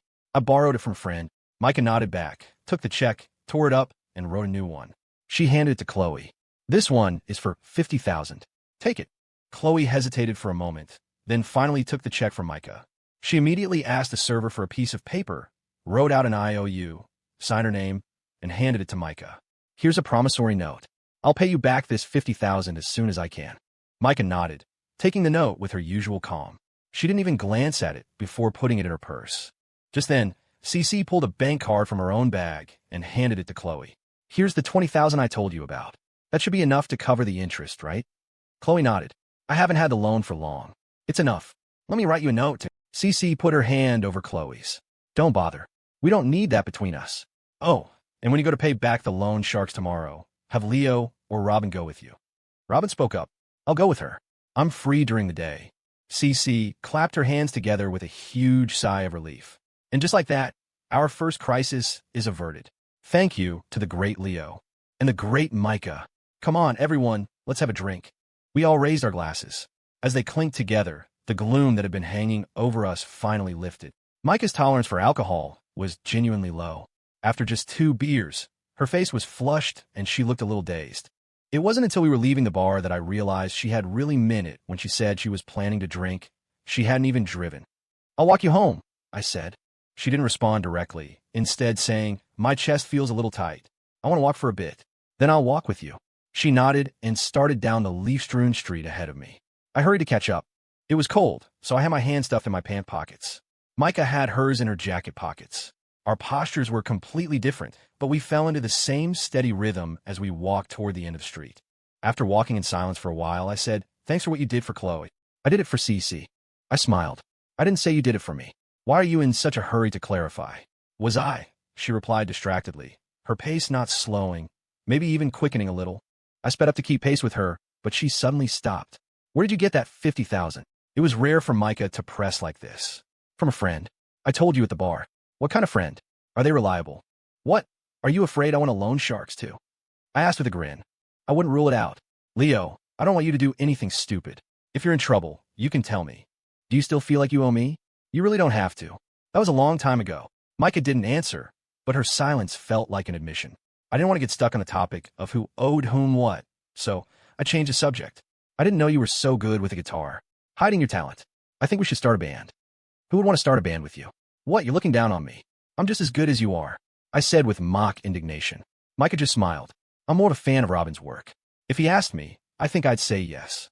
I put on a look of sudden realization. You've definitely got a crush on Robin, don't you? Let me tell you, seriously, Robin is a Rolling Stone. He and CC are a perfect match. Not you. As if you're not a Rolling Stone yourself. You guys are. Micah trailed off, as if waiting for me to finish her sentence. 2 peas in a pod. A smile touched her lips. You're pretty self-aware. See? But also proves how much I care about you. I'm willing to be branded a Rolling Stone myself, just to keep you from getting mixed up with a guy like Robin. I said it with a grand, self-righteous air. Yes, you're such a loyal friend, Micah deadpanned, her tone dripping with sarcasm. I ignored it and ran with her words. Loyal? I'd walk through fire for my friends. But Micah seemed to have lost interest in our banter. She shivered slightly in the cold and instinctively pulled her collar tighter. It was then that I noticed the sweater she was wearing. It was one of the 2 the warden had brought not long after we first met. I had given it to her. A mischievous impulse took over. I pulled open my own jacket. Look, I'm wearing the same one. It's a matching set. Micah gave me a flat look. I don't think so. And if you're going to call it a matching set, I'm never wearing it again. Don't do that. I was just saying. It has nothing to do with our relationship. I don't care. From now on, you can't wear it when I do, she said stubbornly. I was annoyed. What is your problem? By your logic, does that mean I have to call you for permission every time I want to wear this sweater, just to make sure we don't match? If it's too much trouble, you can just give it to me to hold on to. Then you won't have to wear it all. Why should I be the one to cooperate? Why don't you give me yours to hold on to?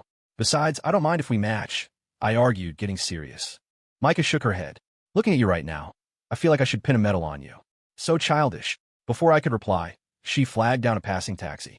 She opened the door, and just before getting in, she turned back to me. Leo, think seriously about how you're going to run Chloe's bar. That's the real reason you came back to Portland. I didn't quite understand what she meant. I just stood there, dumbfounded, as the taxi disappeared into the cold winter night. Back in the old apartment Micah had let me have, I was once again wrapped in the darkness of the night. In the silence, my mind replayed the evening's events. Fate was a strange thing. Chloe was $100,000 in debt, and in the end, it was Micah and Ava who had each produced $50,000 to solve the problem. What force had bound these 3 women together? I couldn't be sure, and I knew the question would haunt me for a long time. I thought of Nathan, of his refusal, and of the way he had deliberately asked Ava if she had money to lend me. Suddenly, Human nature seemed illusory, ethereal.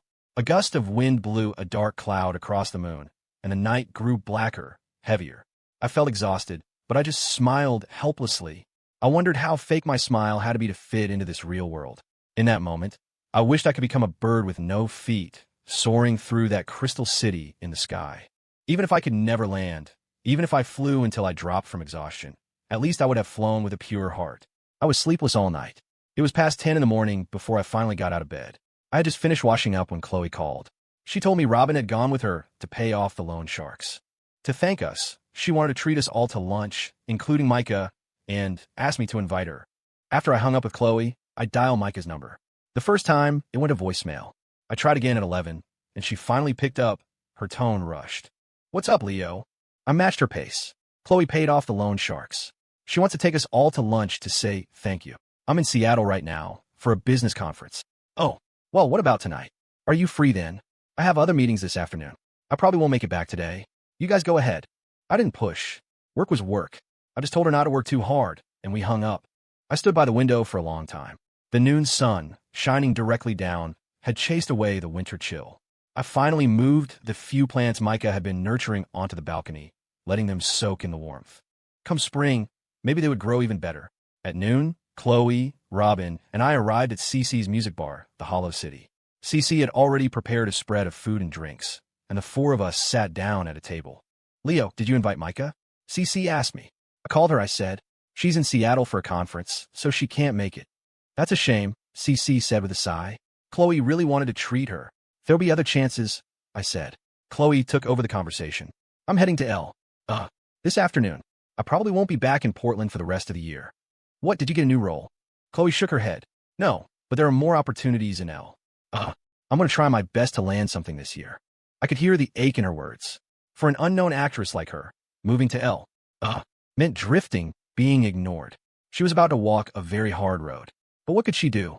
People have to work, to endure, to struggle, just to live. In the end, she was just a woman starved for security. All I could do was silently wish her luck. Robin put an arm around her shoulders. "I've got a bunch of musician friends in L. He said comfortingly. "I'll tell them to look out for you. If you run into any trouble, don't hesitate to hit them up. They're good people." "Thanks, Robin," Chloe said with a small smile. "Don't be a stranger. We've been friends for years." Robin smiled back. Chloe nodded. CC tapped my shoulder. "Leo, you're so quiet. Don't you have anything to say to Chloe?" "I do," I said, then looked at Chloe. "Take care of yourself, in L. Don't put too much pressure on yourself. As for the bar, I'll take good care of it." CC chimed in. "Yeah, Leo's right. We'll all help out with the bar. The next time you come back from L, we'll have it thriving." Chloe looked at us for a long time, her eyes welling with tears. "Having friends like you is the greatest luck of my life," she said, her voice choked. "Thank you. I'm really going to give it my all this time. For myself, and for you guys." We all nodded. CC, ever the master of lifting spirits, raised her glass. "To our friendship, and to Chloe, may the road rise up to meet you, and may your name be in lights." To Chloe, our glasses clinked together. The wine sloshed in the cups, as if stirring up all the wounds of our youth, the helplessness of life, the pain of just existing, and the fragile hope we still held for the future. After lunch, Robin and I helped Chloe with her luggage while CC flagged down a taxi. It would take her to the airport, and from there she would fly to L, the city that held her dreams. Chloe took a bank card out of her wallet, the one Ava had given me yesterday. She handed it to me. "There's still $15,000 on this. Use it as working capital for the bar." "Okay," I said, taking it. The taxi driver was honking. Chloe looked at us one last time, then her eyes settled on me. "Leo, don't worry. This $100,000 debt, I'll pay it back if it's the last thing I do. I won't let you be indebted to other people for me." I frowned. "Don't talk like that. We all have to live, and live well. Don't stress about the money, you hear me?" Chloe just looked at me, then took her luggage from our hands and walked to the taxi. Watching her small figure walk away, a strange feeling washed over me. I lit a cigarette in silence. CC and Robin, in perfect sync, lit their own. I knew, in that moment, we were all feeling the same thing. In her departing silhouette, we saw the crushing weight of being alive, and we worried that her slender frame wouldn't be able to bear it. I tilted my head back, closed my eyes, and blew out a thick cloud of smoke. Did a crystal city really exist somewhere in this world? If it did, please let it gently hold our weary souls. When I opened my eyes again, the taxi was gone. The three of us, me, Robin, and CC, stood there in the sunlight, feeling the cut of the cold wind. It hasn't snowed yet this winter, has it? I asked him. Robin nodded, his gaze fixed on the distant north. After a long moment, he said, I heard it snowed back east. Damn it. A storm that had nothing to do with me, but it buried my scars anyway. CC didn't seem to understand his poetic lament, but I did. My casual mention of snow had made him think of the girl from back east he could never forget. I finally managed to smile and said to the bewildered CC, don't mind him. All these folk singers are head cases. You never know what they're talking about. Let's go back inside and keep drinking. I put my arm around CC and started walking toward her bar. She kept looking back over her shoulder at Robin, who was still staring north. In that moment, not even I knew what he was thinking. That evening, Robin and I got to the bar early. CC had to manage things at the Hollow City, so she'd be coming later. The bar was still empty. They hadn't even turned on the music. Robin and I sat in a quiet corner, trying to figure out a future for the place. We both lit cigarettes. Robin spoke first. Leo, you think we should hire some promoters? Give them more authority to hand out free drinks. Try to drive some business. I thought about it. That kind of thing won't solve the fundamental problem, and giving out a ton of free drinks will just drive up our costs. It's too risky before we have a customer base. Besides, the clients promoters bring in usually have no loyalty. If the bar doesn't have a clear identity, they won't come back. The most urgent thing is to find a clear direction for the bar. Robin nodded. You know more about this stuff than I do. I'll follow your lead. Yeah, I said, then fell into a deep thought. I had plenty of ideas, but they all required a lot of money. With our limited funds, I didn't dare take the risk. My head started to ache. It was a tough spot. Even if I had the money, I wasn't confident I could pull it off. The external market environment was just that bad. Feeling helpless, I looked around the bar again. It was already 8 o'clock, but in this huge space, there were fewer than 10 customers. It was pathetic. Robin had already lost any desire to get on stage and sing. He just sat across from me, smoking. Around 9, CC rushed in, purse in hand. She took one look around the bar, and her face fell. Leo, is this place even salvageable? She sighed. We can't afford to keep losing money like this. I had no confidence, but I tried to sound reassuring. Don't worry, we'll figure something out. Well, you'd better figure out fast. We need to have a surprise for Chloe when she gets back. Something to show for our efforts. CC sat down next to Robin. I nodded and scanned the room again. The high-end decor, the handful of customers. It was a frustrating sight. Another hour passed. A few more customers left. The bartender was so bored he'd yawned several times. CC had already fallen asleep, her head on the table. I lit another cigarette, feeling powerless, still no brilliant, cost-effective ideas in my head. Suddenly, there was a commotion at the entrance. A stream of about 30 people poured into the bar. The man leading them was in a sharp suit, carrying himself with an air of authority. He was clearly a high-level executive. The people behind him were also in business attire, looking like they had just finished a long day at the office. The executive was talking to the bartender, who seemed unable to handle the situation and waved me over. I walked up to the man. Hi, can I help you? The man's face was etched with disappointment. The beautiful woman who was singing here last night, is she not here today? It took me a second to realize he was talking about Micah. I shook my head. Sorry, she's not a regular performer here. She's a friend of ours. She was just here for fun yesterday. The disappointment on his face deepened. Damn, he sighed. The bars in the city. No character.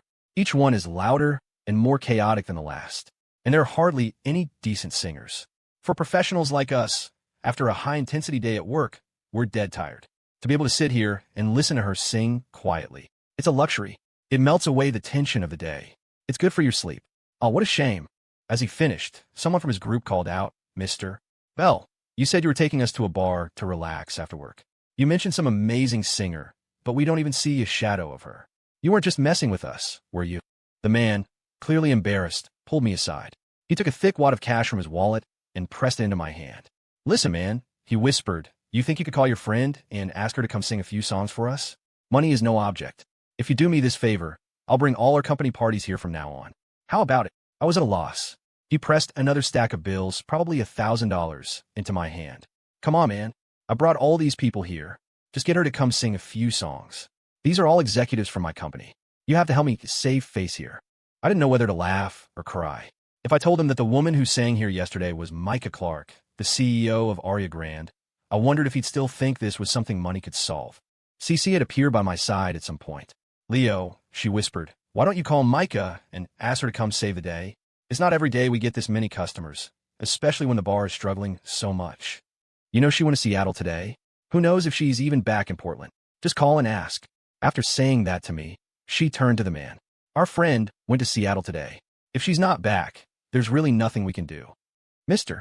Bell, being a professional, didn't throw a fit like some rowdy customer might. He nodded understandingly. Okay, well, please call and check. If she's not back, we can't force it. But we'll still stay and have a few drinks tonight, I promise you that. CC smiled apologetically. Thank you for understanding. We'll call her right now. CC pulled me aside. Leo, you call her. I shook my head. You do it.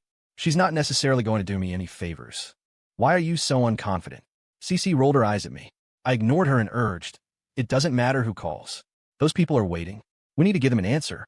Hurry up. CC glanced at the waiting crowd and finally gave in. She pulled out her phone and dialed Micah. We heard her say, Honey, are you back in Portland? A pause. You are. That's great. I need a huge favor. Is there any chance you could come to Chloe's bar right now? Here's what happened. She explained the situation. Yeah, the customers are all waiting. Please hurry over. And drive safe. CC hung up the phone with a relieved smile. Done. Micah's on her way. I gave her a thumbs up. Nice work. I told you she'd do it for you. If I had asked, she probably would have chewed me out first. CC just smiled, not continuing the joke. She walked over to the group of customers and told them the good news. They all looked thrilled, found seats, and ordered drinks, chatting excitedly while they waited for Micah. With their arrival, I felt a weight lift from my shoulders. And I was grateful to them for another reason. Because of them, just one day later, I would have the chance to hear Micah sing again. While we waited for Micah, CC went on stage to warm up the crowd. With no band to back her, she strummed her guitar and sang alone. The people who had been talking amongst themselves gradually fell silent, captivated by her voice. CC wasn't a conventional beauty, but she was the kind of woman who grew on you, someone worth taking the time to appreciate. Her voice, full of stories and a smoky texture, was incredibly alluring to men. When she finished the song, the applause was thunderous. The customers started murmuring among themselves, saying how great CC was. Their anticipation for Micah grew even stronger. In truth, I didn't think CC was any less talented than Micah. It was just a matter of taste. Micah's beauty and voice were more mainstream, more easily accepted by the masses. After one song, Robin took over. His woody voice brought out the essence of folk music and was also met with rave reviews, especially from the women in the crowd, who looked at him with keen interest. They begged him for another song, and he obliged. Just as Robin finished his second song, Micah arrived. Dressed in women's Doc Martens and a punk-inspired outfit, she immediately captured the attention of everyone in the room. Mr. Bell was the most excited. That's her, he said, and someone immediately chimed in, Nice. Mr. Bell has great taste. The man nodded, and she sings beautifully. Everyone quiet down. Let's give her a quiet space to perform. The crowd fell silent, but their eyes remained fixed on Micah, as if her every move held a magnetic pull. Micah, however, seemed unfazed by the intense scrutiny. She walked calmly over to us and handed her shoulder bag to CC. I looked her over. That's a cool look for you, I said. Never seen you dress like this. CC took over the conversation. I went shopping with her and helped her pick it out. Are you trying to turn her into your clone? I marveled. That's what best friends do, CC said nonchalantly. We influence each other. I only see you influencing her. I don't see her influencing you. Who says? CC retorted, pointing to her own bag on the sofa. See that bag? I looked closer. It was a new season Prada. I sighed. You two really are best friends. You teach her to drink beer, and she teaches you how to blow money. My comment made Micah and CC exchange a smile. The waiting customers were getting impatient, clapping to urge Micah onto the stage. I gave them an apologetic gesture, then offered my guitar to Micah. To my surprise, she didn't take it. Instead, she turned to Robin. Can I use yours? I awkwardly lowered my guitar. Robin shot me a confused look, but handed his own guitar to her. A server brought Micah a bar stool, and CC stood beside her with a bass guitar, ready to accompany her. The two women, one sitting and one standing, one beautiful and one sexy, created a perfect chemical reaction just by being together. It was the first time I'd ever seen them collaborate. Seal with a kiss, okay? Micah asked CC. No problem. I love that song, CC replied, giving her an okay sign. And so, the two of them began, one on lead and one on harmony. Despite it being their first time playing together, they quickly fell into a seamless rhythm. As listeners, we were immediately drawn into their music. As the song was nearing its end, I joked to Robin beside me, You know, if these two formed a group, they'd be a new force in the music industry. Robin scoffed. Get real. That whole scene is a cesspool. Don't let it taint them. I looked at him, frustrated. He was just too proud, too dismissive of the mainstream music world. My casual joke had triggered an intense reaction, and he was right in a way. With Micah's status in the business world, why would she ever want to wade into the murky waters of the entertainment industry? But I understood him. He'd had a few of his best original songs stolen by major label hacks over the years and had never been able to get justice. It had left him bitter and disillusioned. The music industry was a deep, dark place, full of deals and injustice. No place for a man with his idealistic tendencies. After 2 songs, Micah and CC were done. CC had to apologize to the disappointed crowd. They were all asking when Micah would be back, but CC could only offer another apology. The truth was, Micah coming tonight was already a huge favor to CC. Just as the crowd was sighing in disappointment, Micah, who had put down her guitar, unexpectedly spoke to them. I'll try to come by on weekends when I'm free, she said. I hope you'll all come back and support my friend's bar. The crowd, as if they had gotten back something they'd lost, cheered, we will, we will. Micah gave them a polite smile and walked back toward us. I was a little confused. The friend she was talking about, was it Chloe or CC? Or maybe even me? Micah returned the guitar to Robin.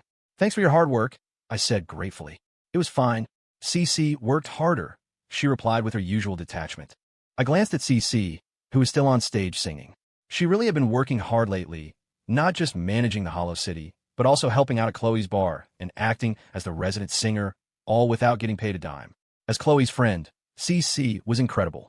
I just didn't understand why Robin couldn't forget that girl from back east and start something new with a woman as kind and unique as CC. Didn't he know that even I, who had been unable to forget Ava for so long, had compromised with reality and started a new relationship in Indianapolis? It made me even more curious. What kind of magical power did that girl from back east have to make Robin so devoted? Putting that curiosity aside, I asked the server to bring Micah a glass of hot milk. She took it from me with a thank you, took a small sip, and then set it down. She looked at me. Leo, tonight's customers must have given you an idea for the business, right? I looked at her, surprised. Spoken like a true CEO, I hadn't said a word, but she had already figured out that I had a new plan. I smiled. How did you know? If you didn't even have that much business sense, I wouldn't think you had the ability to turn this failing bar around. I nodded and looked around the room. You're right. These unexpected customers did give me an idea. The rebranding starts with a name. From this moment on, this bar is called the 5th Season. When I announced my plan to rename the bar the 5th Season, no one really understood. Finally, CC asked, Leo, is there some special meaning behind the 5th Season? Traditional bars use excitement and high energy as their main selling point. And that's what people go to bars for, to get stimulated, to spend money. But we can't ignore the small minority of people who are looking for a quieter, more natural bar environment, like the customers who came in tonight. Robin and CC both nodded. Micah just watched me calmly, as if everything I was saying was exactly what she expected. I continued, that small consumer demand is the driving force for our pivot. For example, let's say there are 100,000 bargoers in all of Portland. Even if we use a 100-to-1 ratio, that's still 1,000 people who would prefer an artsy, literary-style bar. If we cater to that niche, even 1,000 people is enough to support one bar. And in reality, the ratio is probably better than 100-to-1, and the number of potential customers is higher. Once we precisely define our bar's identity, we can almost completely ignore the poor market conditions of this street. Because once word of mouth starts, customers with a strong desire for what we offer will seek us out. CC and Robin both looked thoughtful. This time, Robin raised a question. There's another artsy bar like that in Portland, but its business isn't great. I nodded. I know the one. It's an artsy concept, but it doesn't have a clear theme, and the overall atmosphere doesn't meet industry standards. That dampens consumer desire. Our bar, on the other hand, has an environment that's a cut above average. That gives us a solid foundation for marketing. I agree with that, Robin said. But how do you plan to define our theme? I thought for a moment. Spring symbolizes new life. Summer, passion and energy. Autumn represents a late-blooming happiness and the joy of harvest. Winter has the romance of snow, the purity of ice. So, what if there was a 5th season? One that contains all of it. Life, passion, happiness, harvest, romance, and purity. If it existed, it would be the most beautiful season of life. And if it doesn't, we can dream of it, imagine it. And our 5th season theme bar is born from that dream, that fantasy. It will satisfy the needs of that niche of artistic consumers. After I finished, Cece and Robin both nodded, and even Micah nodded thoughtfully. I went on. I plan to divide the bar into 4 zones: spring, summer, autumn, and winter. We'll decorate each one to capture the most beautiful aspects of that season. For example, the autumn zone will have mature fruit trees and fallen leaves. The winter zone will be covered in white snow and glittering ice. Customers can choose whichever zone they like. Then what about the 5th season? Cece asked, looking confused again. Micah, who had been silent, finally spoke for me. The entire bar is the 5th season, because it already contains the most beautiful landscapes of spring, summer, autumn, and winter. After Micah's explanation, Cece's face lit up with understanding. Leo, you're incredibly creative, she sighed. At the very least, it's a business theme that excites me. I love it. I smiled. You're the perfect example of our target customer. But the real difficulty in marketing will be spreading the word. We know there are a lot of these artistic consumers, but they're scattered all over the city. Our limited funds can't possibly cover a citywide ad campaign. And word of mouth is too slow. By the time it spreads, our bar might have already gone under from lack of funds. Micah nodded in agreement. You're right. That's the crux of the marketing challenge. If this bar were on a street that already had a thriving nightlife, the target audience would be concentrated and word of mouth would spread quickly. But on a new street without an established scene, relying on word of mouth is unrealistic. Cece looked worried. We finally see a glimmer of hope, and you two just cruelly extinguish it. So what do we do? I lit a cigarette, took a deep breath, and finally said we have to go all in. We don't have much time. First, we renovate the bar. As for spreading the word, we'll figure that out as we go. Micah smiled at my declaration. Business requires guts. When there are no other options, going all in is the only choice. I believe that if you can come up with a theme like the 5th season, you can also find a way to solve the marketing problem during the renovation. You can do this, Leo. Seeing the trust in her expression gave me a strange jolt, followed by a surge of masculine pride. That feeling filled me with even more confidence. In that moment, I believed I could use my own abilities to overcome any obstacle and bring this bar back from the dead. To my surprise, Micah took out her checkbook, wrote out a check for $20,000, and handed it to me. This is for the renovation costs. I didn't reach for it. Even though funds were tight, the $15,000 Chloe had left me could probably stretch to cover it. Micah placed the check on the table in front of me. With the money you have now, you won't be able to achieve the effect you want with the decor. So take it. And let me be clear, this $20,000 is absolutely not to repay some debt to you. It's because the 5th season theme moved me. Consider this $20,000 my investment. Can I be a partner? This time, before I could respond, Cece snatched up the check. Leo, are you an idiot? She said, her voice full of joy. Micah wants to invest.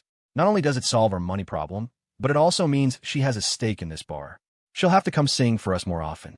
It's a win-win for us and the customers. Robin, who is usually so cool in front of women, lost his composure. I agree to Micah being a partner, he said, his voice equally joyful. The bar might actually be saved. After everyone had spoken, Micah looked at me with a very serious expression. Is that okay, Leo? I didn't answer right away. I just met her gaze, wondering, was she really just moved by the 5th season theme? And would the future profits of this bar really hold any appeal for the CEO of a massive retail company? If not, what was her real motive? Or maybe I was overthinking it. Maybe she just saw this investment as a way to add some spice to her boring life, with no complex agenda at all. Finally, I nodded. Welcome to the 5th season theme music bar. Micah smiled slightly, a rare sight, and even rarer, she extended her hand to me. To a successful partnership. I hesitated for a second before shaking it. To a successful partnership. It was already 11 at night. Micah picked up her handbag. I'm a bit tired today. I'm going to head home and get some rest. It was only then that I remembered she'd spent the whole day in meetings in Seattle, then rushed back to save our night without a moment's rest. I felt more than just gratitude. I felt guilty. Cece nudged me. Leo, aren't you going to walk Micah out? I nodded quickly. Yeah, I'll walk her out.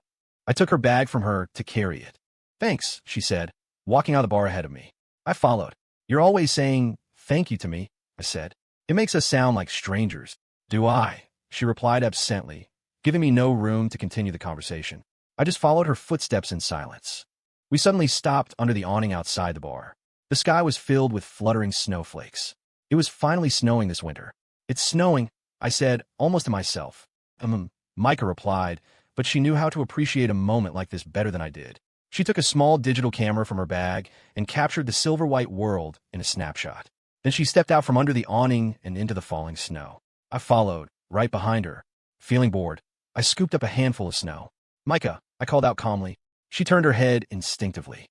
Without a shred of mercy, I tossed the handful of snow at her. It blossomed across her coat. Micah frowned at me. I gave her a punchable grin. "Go on. I dare you to throw one at me. A proper lady like you could never lower herself to play a childish game like a snowball fight." My words weren't even fully out of my mouth when she gave me a hard shove. The ground was already slippery with snow. The sudden push sent me sprawling flat on my back. My pride was wounded. I jumped up, grabbed Micah, and pushed her down into the snow, pinning her. "What the hell? I see till hovering over here. You play rough. What if there had been a rock back there? You could have put me in a coma." We were incredibly close. Micah just looked up at me, not saying a word. I could feel the faint, orchid-like scent of her breath. My heart started to beat a little faster, but I didn't want to get up. She didn't struggle at all, just kept looking at me with that same blank expression. Then, suddenly, she scooped up a handful of snow from the ground and smashed it into my face. An icy shock spread across my skin. She'd outsmarted me again. Micah took the opportunity to shove me off, then kicked my leg for good measure. "You're insane," she finally spat. I wiped the snow from my face and, once again, stubbornly got to my feet. "You're really learning all the wrong things," I fumed. "You were a perfectly proper lady. Look what CC has turned you into. Swearing is one thing, but now you're kicking people." Micah looked at me like she'd won a great victory, but she maintained her usual silence. I couldn't exactly hit her back, but I didn't know how to deal with her silence either. I just glared at her, and so the two of us stood there in the swirling snow, staring at each other with completely different emotions. Finally, Micah said, "You can keep standing here. I'm leaving." The sudden snow seemed to have made me sentimental. In that sentimental state, I didn't want her to leave. "You hit me, and you think you can just walk away?" I yelled after her. "Let me tell you, no one has ever dared to bully me like this in my entire life. You threw snow at me first." "Yes, I threw snow at you. But that was a snowball fight at best. What did you do after that? You just savagely pushed me over. That's assault, isn't it? Don't you know how much I hate it when you act so childish? That doesn't give you the right. If there had been a knife nearby, would you have just mercilessly stabbed me? I don't have time to argue with you." Micah finally lost her patience and turned to walk toward her car. Watching her leave, my mood suddenly dropped. I couldn't think of any other fake excuse to keep her there, to talk to her for just a few more minutes. I lit a cigarette and could only watch silently as Micah's car disappeared from view. After a long while, I realized the cigarette had burned down to the filter and a layer of snow had settled on my shoulders. I don't know when Robin had come outside, but he was standing beside me, his guitar slung over his back. He took the burnt-out cigarette from my fingers, put a fresh one in my mouth, and lit it for me. "You like her?" he asked. I took an instinctive drag from the cigarette, then asked him calmly, "What makes you say that?" "A man's intuition." I shook my head seriously. "Robin, you're wrong. A man's intuition is unreliable. A guy like me, Leo, I've been through every kind of relationship imaginable. There's no woman left in this world who can move this cold, hard heart of mine." Robin looked up at the sky. "I think all your bullshit just summoned this snowstorm." Later that night, back home, I pushed aside all the chaotic emotions and turned on my desk lamp. I hunched over the table and began to work on the marketing plan for the 5th season, searching online for images and materials for the renovation. I had so little time. I had to finish collecting materials in 1 day, finalize the design with the contractors in 2, and then, during the renovation period, find a way to get the word out. The goal was to make a name for the bar within the first month of its reopening. If everything went smoothly and the bar was back on its feet, I would have to seriously consider whether to go back to Indianapolis. Compared to the uncertainty and rootlessness of Portland, maybe my heart preferred the stability and peace of my hometown. But before I could even think about that, I had to figure out how to pay back the $50,000 I owed Ava.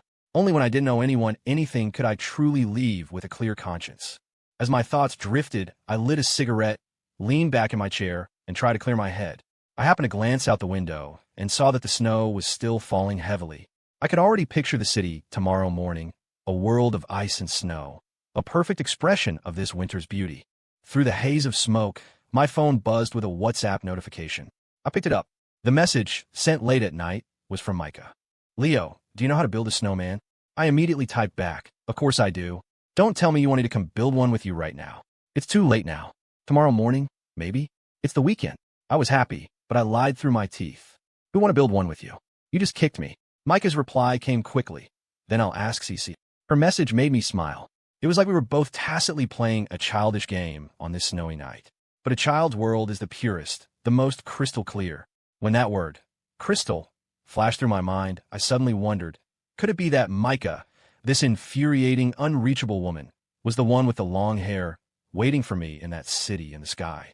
I immediately shot down the idea. Micah couldn't be the woman with the long hair in my dream. Whatever reliance we had on each other was just the result of our long-running skirmishes. Most of the time, those little battles were what kept my own melancholy and loneliness at bay. I figured it was the same for her. Finally, I texted her back. I'm not opposed to building a snowman with you, but you have to make me happy first. Her reply was, as usual, almost instantaneous. Then you can kick me back. That'll make us even. Once again, I was floored by her ruthlessly logical mind. It took me a moment to text back. This is a civilized society. Who wants to kick you? Just bring me some breakfast tomorrow. I want biscuits and gravy from Pine State. Okay. And with that, our late-night conversation ended. A wave of exhaustion finally washed over me. After a quick wash-up, I fell into bed and was asleep almost instantly. The first thing I did when I woke up the next morning was pull open the curtains. Just as I'd hoped, the world outside was completely blanketed in white. I checked the time. It was just past 8, but I couldn't stop myself from texting Micah. Are you here yet? I'm starving. A moment later, she replied. In line now. Be patient. The thought of Micah waiting in line to get me breakfast made me feel a little guilty. I quickly texted back, you could just grab something from anywhere. Why are you waiting in line? She replied, almost teasingly, because I kicked you. So of course I have to get you the best damn biscuits in Portland to make up for it. You're so high maintenance. I shot back with mock anger. Then forget it. Just come over here and let me kick you instead. Micah just sent a single sweat drop emoji and went silent. I got out of bed, went through my morning routine, and sat down at the desk by the window to continue the marketing plan I hadn't finished last night. But I couldn't stop my eyes from glancing out the window every few seconds. Finally, her Audi pulled into view. I saw her get out, holding a thermal lunchbox. I immediately straightened up, sitting bolt upright. I was going to present her with the image of a diligent, hard-working man, just so she'd stop calling me a slacker. A minute later, I heard a key in the lock, followed by Micah's voice. Leo, you home? Yeah. I grunted, managing to infuse that single syllable with the essence of a man consumed by his work. I was impressed with myself. Micah pushed the door to my room open and walked in. I buried my head even lower, my fingers clattering away at the keyboard. As I'd hoped, she sounded impressed. Wow, working this early. When the work needs to get done, you get it done. Morning, night, doesn't matter, I said, too busy to even spare her a glance. Well, do you have time to eat breakfast? In a minute. Let me just finish this section. You go ahead and eat. But Micah didn't leave. She came over, leaned down to look at my screen, and finding no evidence of my deception, said, Okay, I won't interrupt your train of thought. I'll go eat first. I grunted, still intensely focused. My fingers flew across the keyboard, even faster. But this wasn't an act anymore. My mind was suddenly buzzing with ideas, and the whole plan started pouring out of me in a smooth, coherent flow. 10 minutes later, I figured I'd put on enough of a show. I put the laptop to sleep and walked into the living room. Micah was sitting alone at the dining table, eating quietly. I stretched and sat down across from her, then unapologetically grabbed a biscuit and started eating. In a rare moment of initiating conversation, Micah said, On the way here, I saw a lot of people building snowmen on the sidewalks. I replied, maintaining my deep, mature man persona. Yeah. She stared out the window, where the snow had now stopped falling, a lost look on her face. I understood her loneliness in that instant. The kids were having fun because their parents were with them, watching over them. And Micah? Maybe she had happy memories of snowy days, too, but those memories were now tainted by life's hardships, impossible to replicate. Sensing her melancholy, I ate faster, finishing before she did. I went to the storage closet, pulled out a foldable entrenching tool, and said, Hurry up and eat. We're going to build a snowman. Aren't you busy? You don't have to do this for me. Work is more important. You brought me breakfast.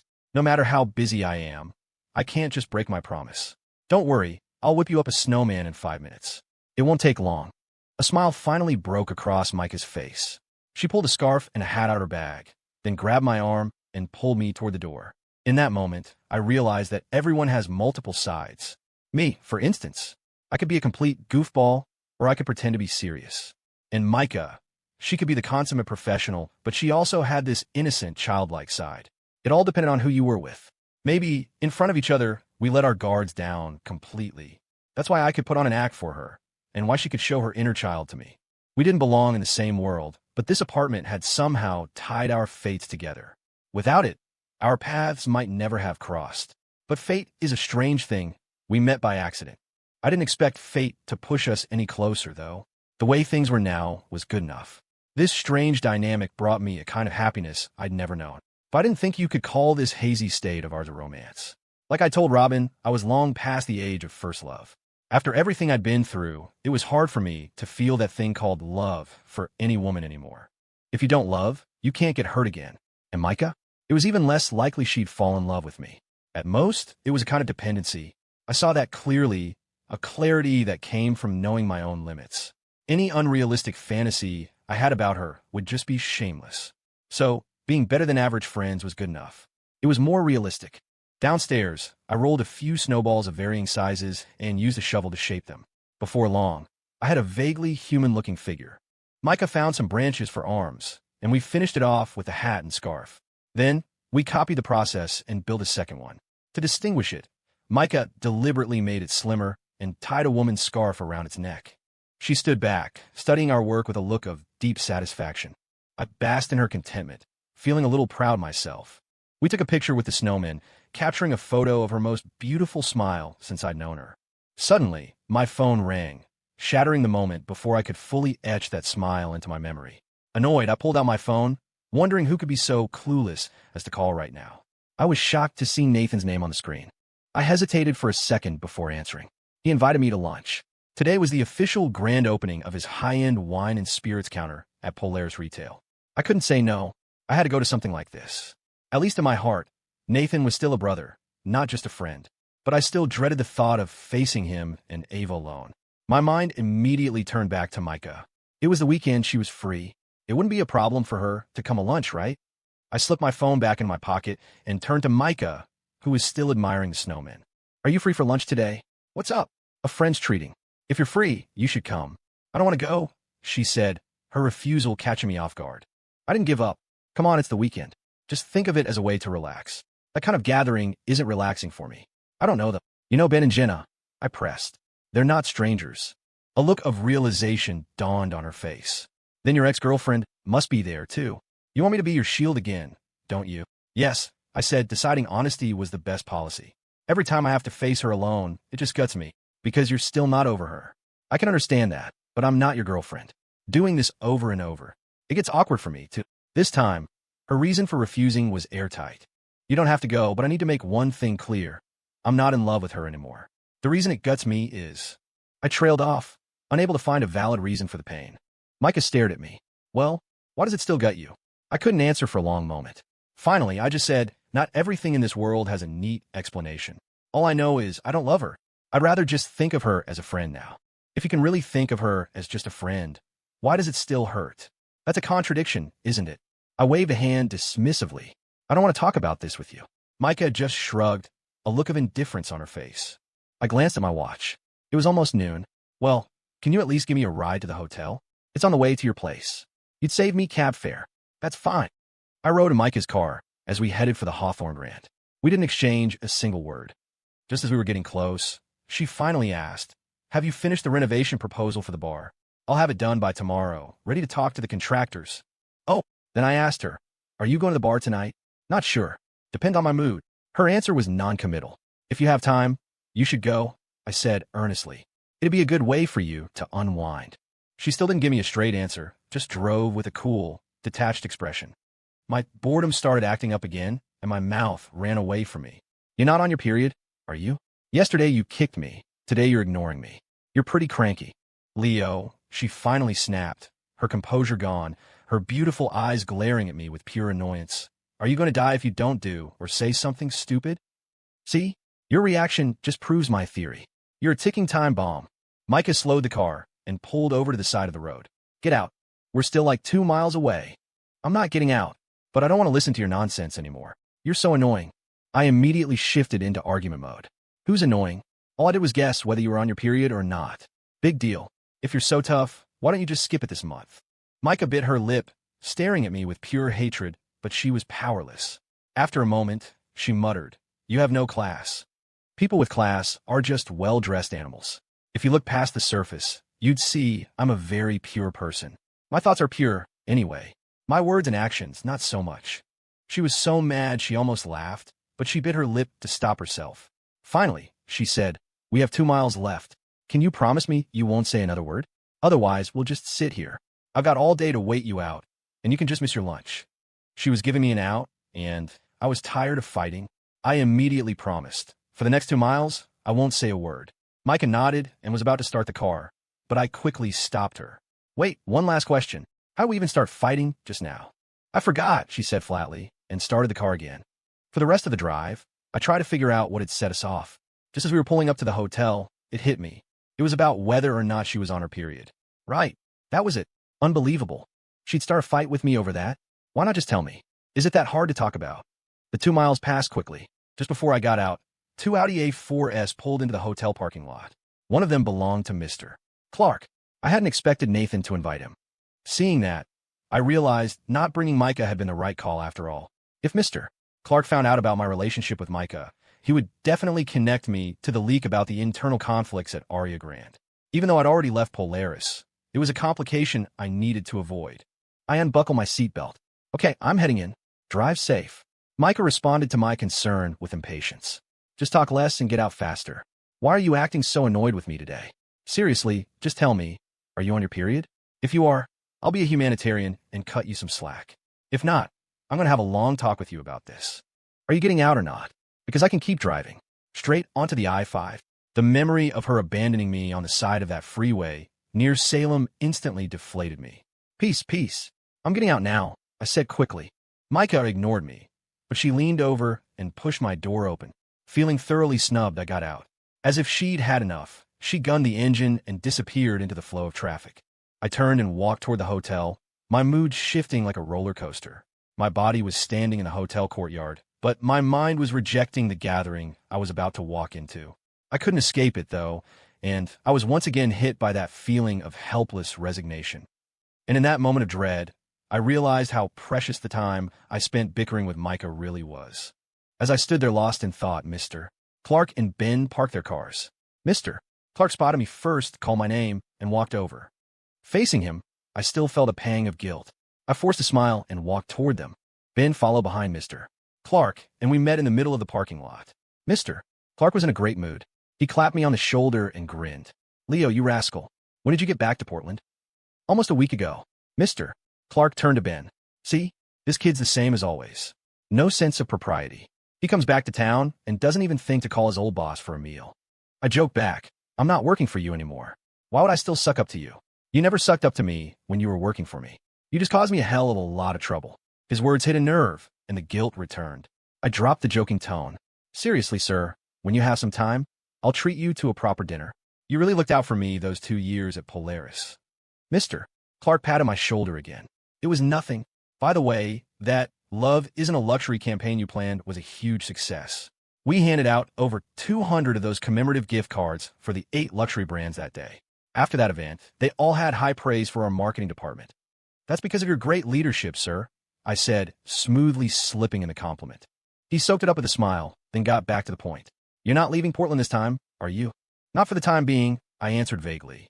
"You should really consider coming back to Polaris.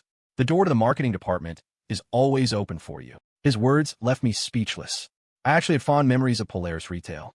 It was my first real job after all, but I knew I could never go back. As we were talking, a white Buick Verano pulled up nearby. The door opened, and a confident-looking Rick stepped out. He'd traded in his little Chevy Spark for a Buick. His life was moving forward, too. It seemed like everyone around me was making progress, while I was still standing in place like some kind of watchman in the rye, tasting 100 years of solitude. Rick spotted me and waved, jogging over with his signature mincing steps. He threw an arm over my shoulder. "Leo, you're back," he said cheerfully. I pushed his arm off. "You and I are of different sexes," I said, falling back into our old habit of teasing him. "Please maintain a safe distance." Rick didn't get angry at all. He just put his arm back around me and sighed dramatically. "Time can take away everything, Leo, except your sharp tongue and your knack for getting into trouble." I finally put my arm around his shoulder and smiled. "You're not driving the little Spark anymore. It's parked at home. You want it? I'll give you a good price." Rick's words made me think of Micah's Audi Q7. Having a little Chevy Spark to get around in wouldn't be a bad idea. That's a tempting offer, I said. We'll talk details after lunch. Ben, who had been quiet until now, finally chimed in. It was hard to tell if he was being serious or sarcastic. Rick, I think you should just give the Spark to Leo. If he hadn't left Polaris back then, you wouldn't be where you are today. Ben's right, Rick said earnestly. If Leo hadn't left, I never would have had the chance to become the head of the copywriting team. But personally, I was still really sorry to see him go. I believed Rick was being sincere. He'd never been the type to play games. The few of us walked into the hotel together and were led by a hostess to the private room Nathan had booked. Nathan and Ava were already there, along with several other department heads from Polaris. It looked like the company was taking the launch of his high-end wine and spirits counter very seriously. After the obligatory round of greetings, I instinctively chose a seat as far away from Ava and Nathan as possible. Nathan was clearly the star of the show, effortlessly making small talk with the Polaris executives. They were all playing along, praising him for being so young and successful. In moments like these, I always felt invisible. I just sat in a corner, nursing my drink, not even having the courage to look at Ava. I finally understood why I hated these kinds of gatherings. They always made me feel like Ava had made the right decision to break up with me. I had no control over my life, always struggling, while Nathan was the center of attention, deservedly soaking up everyone's praise. In the end, material comfort makes people choose correctly. That's why Nathan was the one with Ava now, not me. Through my haze, I saw Nathan clink glasses with Mr. Clark. I vaguely heard Mr. Clark say, "On behalf of Polaris Retail, I'd like to have a drink with you, Mr. Chun. Your spirits counter is a huge asset to us. It's no exaggeration to say it's Polaris's 9th luxury brand. You're too kind, Mr. Clark. I just hope our little counter can thrive under the shelter of a great tree like Polaris." Mr. Clark smiled. "I have no doubt it will. You're the first in Portland to make a 7-figure investment in a store-in-store spirits counter. And your high-end positioning, nothing under $100 a bottle, has already created a huge buzz." "Let's hope you're right," Nathan said, downing his whiskey in one gulp. He glanced at me, then turned back to Mr. Clark. "Mr. Clark, I want to have another drink with you. This one is for my brother, Leo. He's a bit of a drifter by nature. I know you looked out for him all these years." I stared at him. His words, "a drifter by nature," pierced me like a needle. I felt like I was plunging into an abyss of self-loathing, feeling more than ever that he was soaring in the sky while I was rotting on the ground. Still, I wanted to believe he meant it as a genuine, if clumsy, thank you to Mr. Clark on my behalf. Mr. Clark looked at me, a little awkward.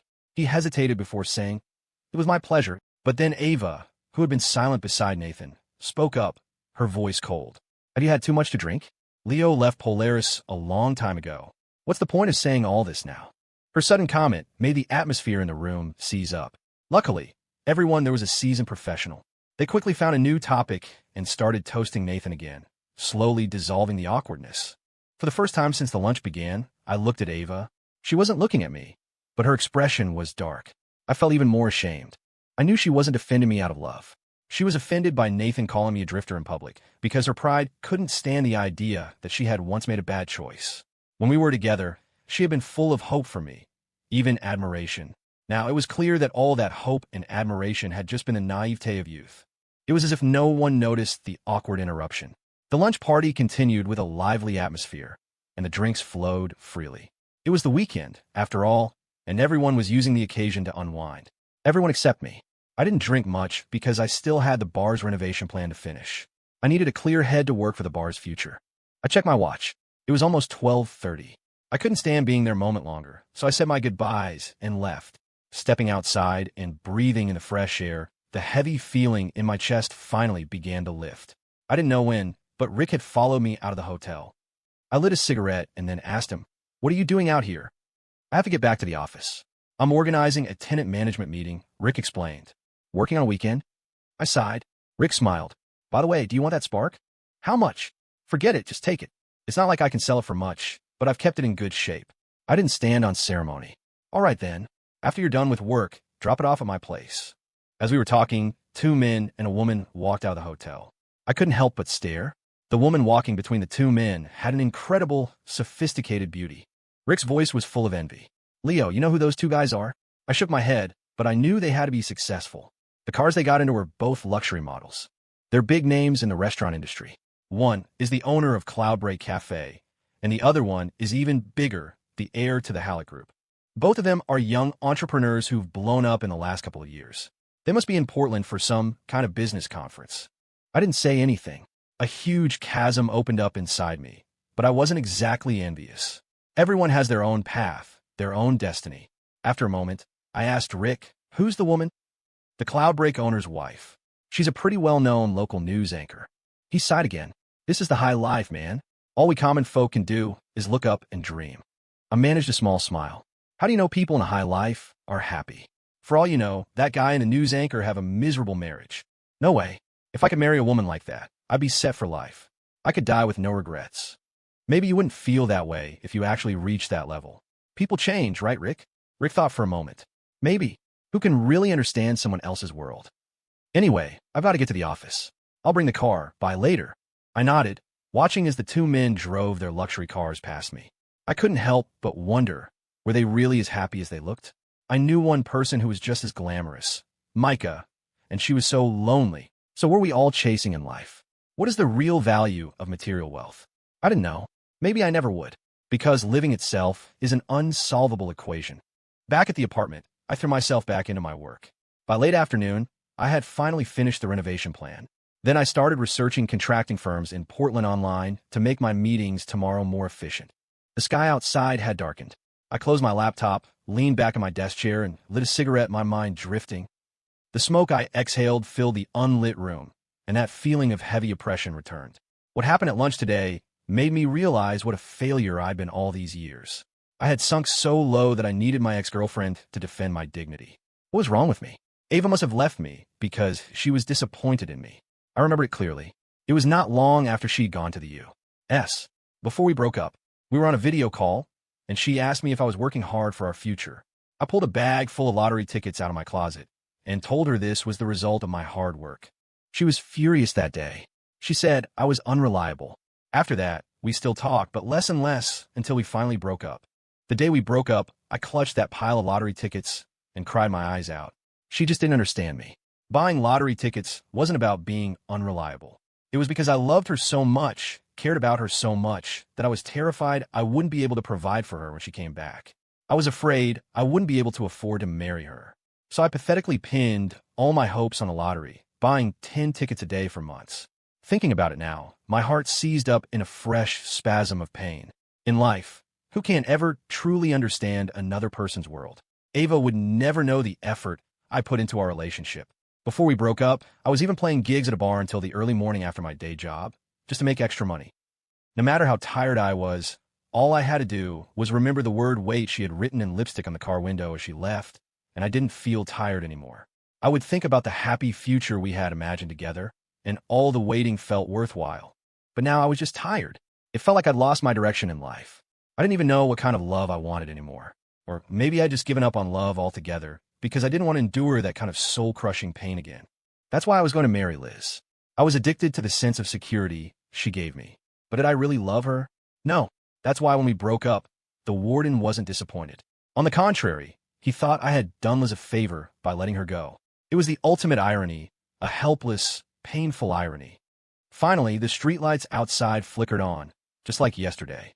In the dim light, my emotions slowly calmed down. But then my eyes inadvertently fell on the guitar leaning in the corner, the one with my name and Ava's carved into it. And I started to cry, bitter, tears of hurt and injustice. Through my sobs, I lit another cigarette. In the swirling smoke, I saw my future with piercing clarity. Even if I sprouted wings right now, I could never fly to the place Ava and I had once imagined together. The sound of a car horn outside finally pulled me out of my memories. I looked out the window. It was Rick in his little Chevy Spark. I quickly wiped the tears from my face. I could cry my heart out when I was alone, but in front of others, I was still the same old Leo, a drifter who didn't care about anything. Just like before, I could instantly put on a mask of indifference to face Rick. I pulled myself together and went downstairs to meet Rick. He handed me the keys. "Tank's full. It's all yours." I took the keys. "Well, I won't be polite then. I'll buy you dinner sometime. You better say what kind of dinner first. Don't be like last time, saying you'll treat me, and then just buying me 2 lamb skewers from a street cart." I clapped him on the shoulder. "If 2 is too few, I'll buy you 4 next time. You're such a cheapskate." "Just kidding. I'm pretty busy helping a friend with a bar right now. Once it reopens, I'll have you over. That's more like it. It's getting late. I gotta go home and make dinner. I'm out of here. Before he left, I asked, did you and Pam get married? Yeah, last month. Rick, you sly dog. You and Pam got married without a peep, and you didn't even invite me to the wedding. I was going to, he said, but Ben said not to bother. He said he was afraid you wouldn't want to come back to Portland. His words made me think of myself a month ago, wrapped up in my relationship with Liz, repulsed by my messy past in Portland. But if Rick had invited me, I would have come. It was his first wedding, after all. That's a big deal. After Rick left, I got into his old Chevy Spark and drove to the bar. It was open, but other than the staff, the place was deserted. The emptiness reminded me just how long and difficult the road to renovating this place would be. I found a quiet corner, took out my laptop, and started writing up an announcement for a temporary closure. I planned to get the renovations done within 3 days. It was a Saturday, so a few people started trickling in. A little later, Cece and Robin arrived, which finally gave me a chance to go out and get something to eat. Walking down the fully lit street, I felt a sense of displacement, like my unsuccessful self was being pushed to the margins of this huge city. I had never felt so inadequate. I ordered some ramen and a soup from a food cart for dinner. I ate without tasting anything. Every so often, a luxury car would drive by, its tires crunching over the unmelted snow. The sound grated on my heart like nails on a chalkboard. In my pain, I couldn't help but wonder, why does this world insist on dividing people into different classes? Aren't we all just a body and a soul? Who dares to be more noble than anyone else? Who deserves to be? After my simple dinner, I went back to the bar. Parked out front was Ava's red Cadillac. Surprised, I went inside and saw her and Jenna sitting in a corner. They weren't talking, just drinking and listening to CC sing on stage. Jenna saw me first and waved me over. Leo, come sit with us. I nodded and walked over. I instinctively moved to sit next to Ava, then hesitated and sat down next to Jenna instead. What are you guys doing here? I made Ava come with me to check on you, Jenna said, to see how your career and your life are going. Well, thank you. Thank you so much for your concern. Jenna glared at me. Leo, be nice. Don't be so passive-aggressive. Ava chimed in, her tone equally displeased. What? Are you not happy to see me in your bar? Of course I am. A customer is a customer, I said, deliberately defining her role. Ava nodded as if she accepted the label and took a sip of her drink. Jenna then said, almost pointedly, to both of us, you two chat for a bit. I'm going to the restroom. And with that, she was gone. Ava and I sat across from each other. To avoid the awkward silence, I racked my brain for a topic of conversation, but there was nothing left between us to talk about. We just sat there, repeating the silence in our unease. Finally, Ava spoke first. She looked around the bar. Has your friend's debt been paid off? Yeah, it's all taken care of. Thanks, I said politely. She ignored my thanks and pressed on. Who lent you the other $50,000? Another friend, I said vaguely. Which friend? A friend is a friend. Do I have to give you a name? I replied, annoyed. My annoyance didn't faze her. She remained calm. It was your ex-girlfriend, wasn't it? Hearing the words ex-girlfriend, I subconsciously thought she was talking about herself. I stared at her, thinking she'd lost her mind, before realizing she meant Micah. To this day, she still thought Micah and I had broken up when I left Portland, not that we had never even started. Since she'd already guessed, I didn't hide it. I nodded. Yeah, she took care of the other 50 grand. After getting her answer, Ava fell silent, listening intently to CC sing. Just then, Jenna returned and sat down next to me again. She looked at me, then at Ava. You two just sat here like bumps on a log? You didn't talk. We finished, I said. You missed it. Oh, well, this is kind of boring. Leo, why don't you go up and sing a song? It's been a while. Jenna nudged me. I don't feel like singing tonight. Ava shot me a cool look. Playing the diva now? Jenna chimed in. Leo, I know women have a few days a month where they don't want to do anything, but men have that too? That's new to me. I was in the mood to joke with Jenna, so I chose to remain silent. Ava glanced at me, annoyed. If you won't sing, I will. She stood up and walked toward the stage. She said a few words to CC, who handed her the microphone and helped her adjust the equipment. With Ava gone, I finally lit a cigarette. She didn't like me smoking in front of her anymore. Ava chose to sing a haunting ballad, and as soon as she started, the crowd applauded. I even heard someone say, this bar is awesome. It's packed with beautiful women who can sing. They said they'd be back. I felt a wave of helplessness. Both Ava and Micah were just here for fun. If they were actually the bar's resident singers, I wouldn't have to worry so much about marketing. The beauty effect is the easiest thing to market, the easiest way to create a buzz. Ava wasn't even finished with her song when another commotion rippled through the crowd. I looked toward the entrance and saw Micah. She had arrived. Earlier, she had said her coming depended on her mood. Apparently, her mood was good today, or maybe it was just because it was the weekend. Whatever the reason, she was here. And so, she had a chance encounter with Ava, who was singing on stage. Micah and Ava, on stage, spotted each other at almost the same time. But their gazes didn't linger. They didn't even nod. It wasn't a big deal. They'd only met a handful of times. This time, Micah didn't come over to me. She went to sit with CC and Robin instead. Jenna looked at me, confused. She's here, but she didn't even say hi to you. Didn't you just say women have a few days where they don't want to do anything? Maybe it's her turn, so she couldn't be bothered to say hi. I came up with what I thought was a pretty good explanation. Jenna just rolled her eyes at me. Leo, you could be a real jerk. I think she's bothered that Ava and I are here. I glanced over at Micah's table and nodded. Could be. She's not a big fan of socializing. Jenna nodded and dropped the subject. By then, Ava had finished her song, but the audience wouldn't let her go, demanding an encore. CC joined in, and Ava agreed to sing another. But this time, she chose the song that I had sung countless times when we were together, Pearl Jam's Rearview Mirror. As soon as the opening chords played, a storm of emotions churned inside me. Unlike my raw, gut-wrenching version, Ava's was soft, almost devoid of expression.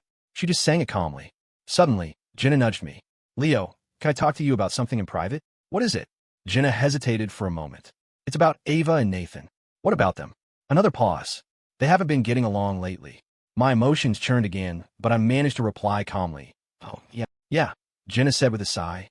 Ava wants to get a job, but Nathan refuses to let her. He ended up just giving her a check for $2 million and told her to forget about working. He doesn't understand her at all. Listening to Jenna, I looked up at Ava on stage and understood her even less. Wasn't the life of luxury Nathan gave her what she wanted? But she wasn't happy with the life we had together, either. So what kind of life was she actually looking for? I didn't know the answer, so I didn't respond to Jenna. I just smoked in silence. After a long moment, I asked, are they in a Cold War right now? Jenna nodded. Yeah, but Nathan is the one constantly trying to make up with her. Ava is really conflicted, but she's firm on one thing. She has to work. She doesn't want to be a housewife. Nathan's an idiot. He doesn't seem to realize that a woman who spent 3 years studying in the States wouldn't be content to just stay at home. Before I could reply, Ava finished her song and came back to our table, sitting down across from us. My conversation with Jenna came to an abrupt end. The audience started calling for another singer.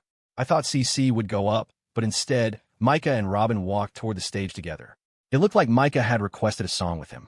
I wasn't surprised. She told me many times that she admired Robin. I was just curious what they would sing. A male-female duet is usually a love song, but Robin was such a deep, intellectual folk singer. In all the years I'd known him, I'd never seen him sing a cheesy love song with a woman. On stage, Micah and Robin strummed their guitars, finding their rhythm. They exchanged a look, and then I heard the opening chords of Up Where We Belong. I stared at the stage, dumbfounded. I felt like Robin's artistic integrity had shattered into a million pieces. He was actually singing a song like that. I glanced at CC. She just shrugged helplessly, clearly as shocked as I was by Robin's shameless display. Maybe this was the power of a beautiful woman. Even Robin couldn't resist. And it wasn't just that they were singing a love song. They were constantly exchanging glances. I felt Robin's credibility crumble into dust.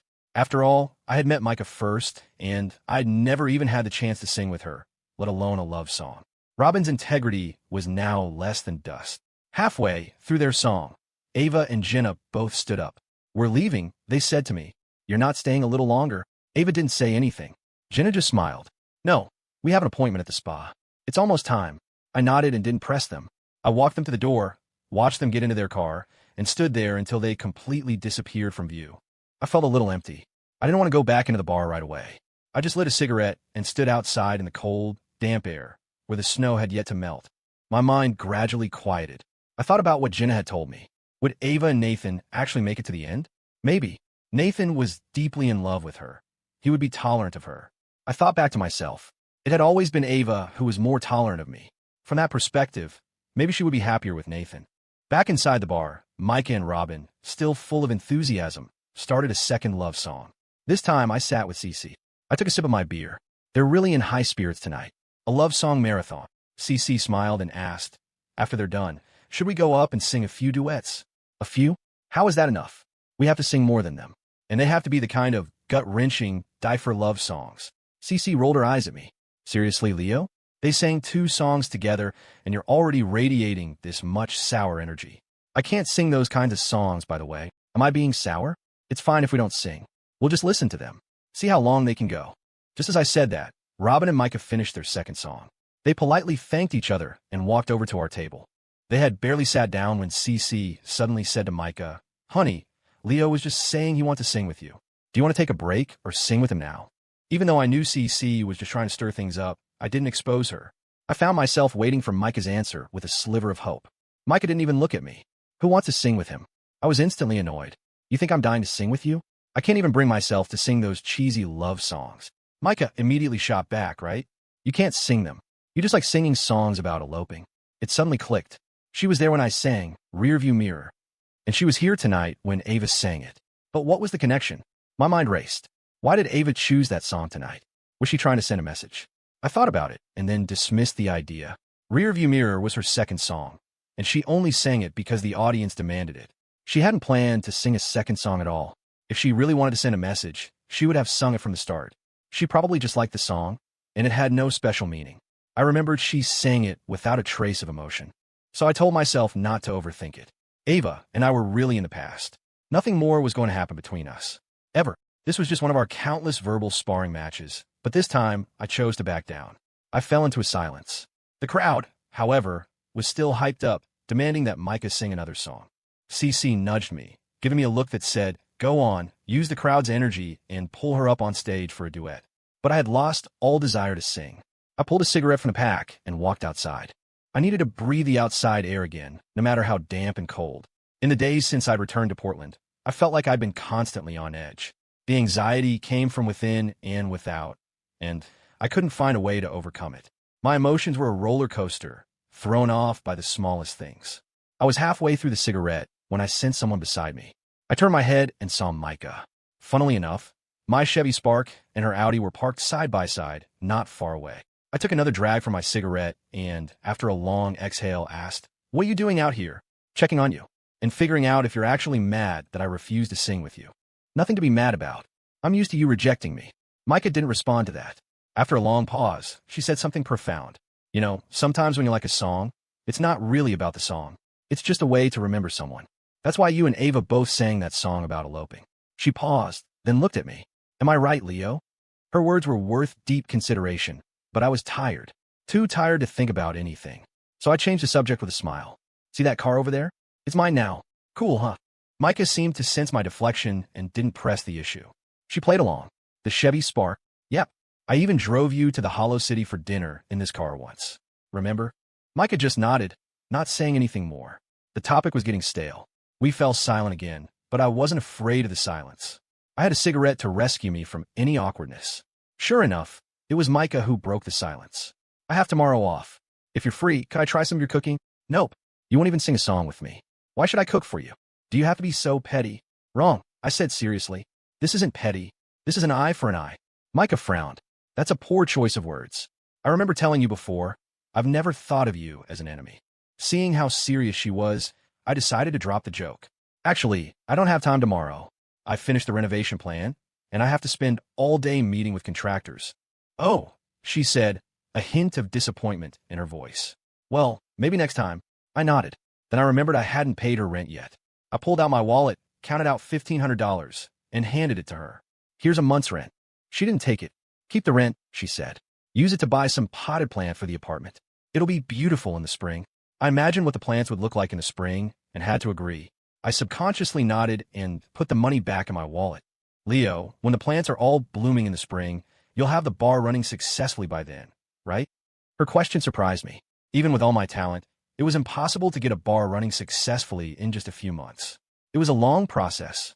As a graduate of the Wharton School of Business, how could she ask such an amateurish question? Confused, I asked her, "What do you mean by running successfully? Do you mean getting on the right track or turning a profit?" Micah was silent for a long time before she said, "Neither. By running successfully, I mean you can leave the bar and finish helping your friend." I laughed. "Oh, that's what you mean? But why would you want me to leave the bar? You're a shareholder now, too. That doesn't make sense. You should be hoping I make it more and more successful." Micah had turned to face me, her expression serious, her voice low. I want you to come work at Aria Grant. I don't have a single person I can truly trust by my side right now.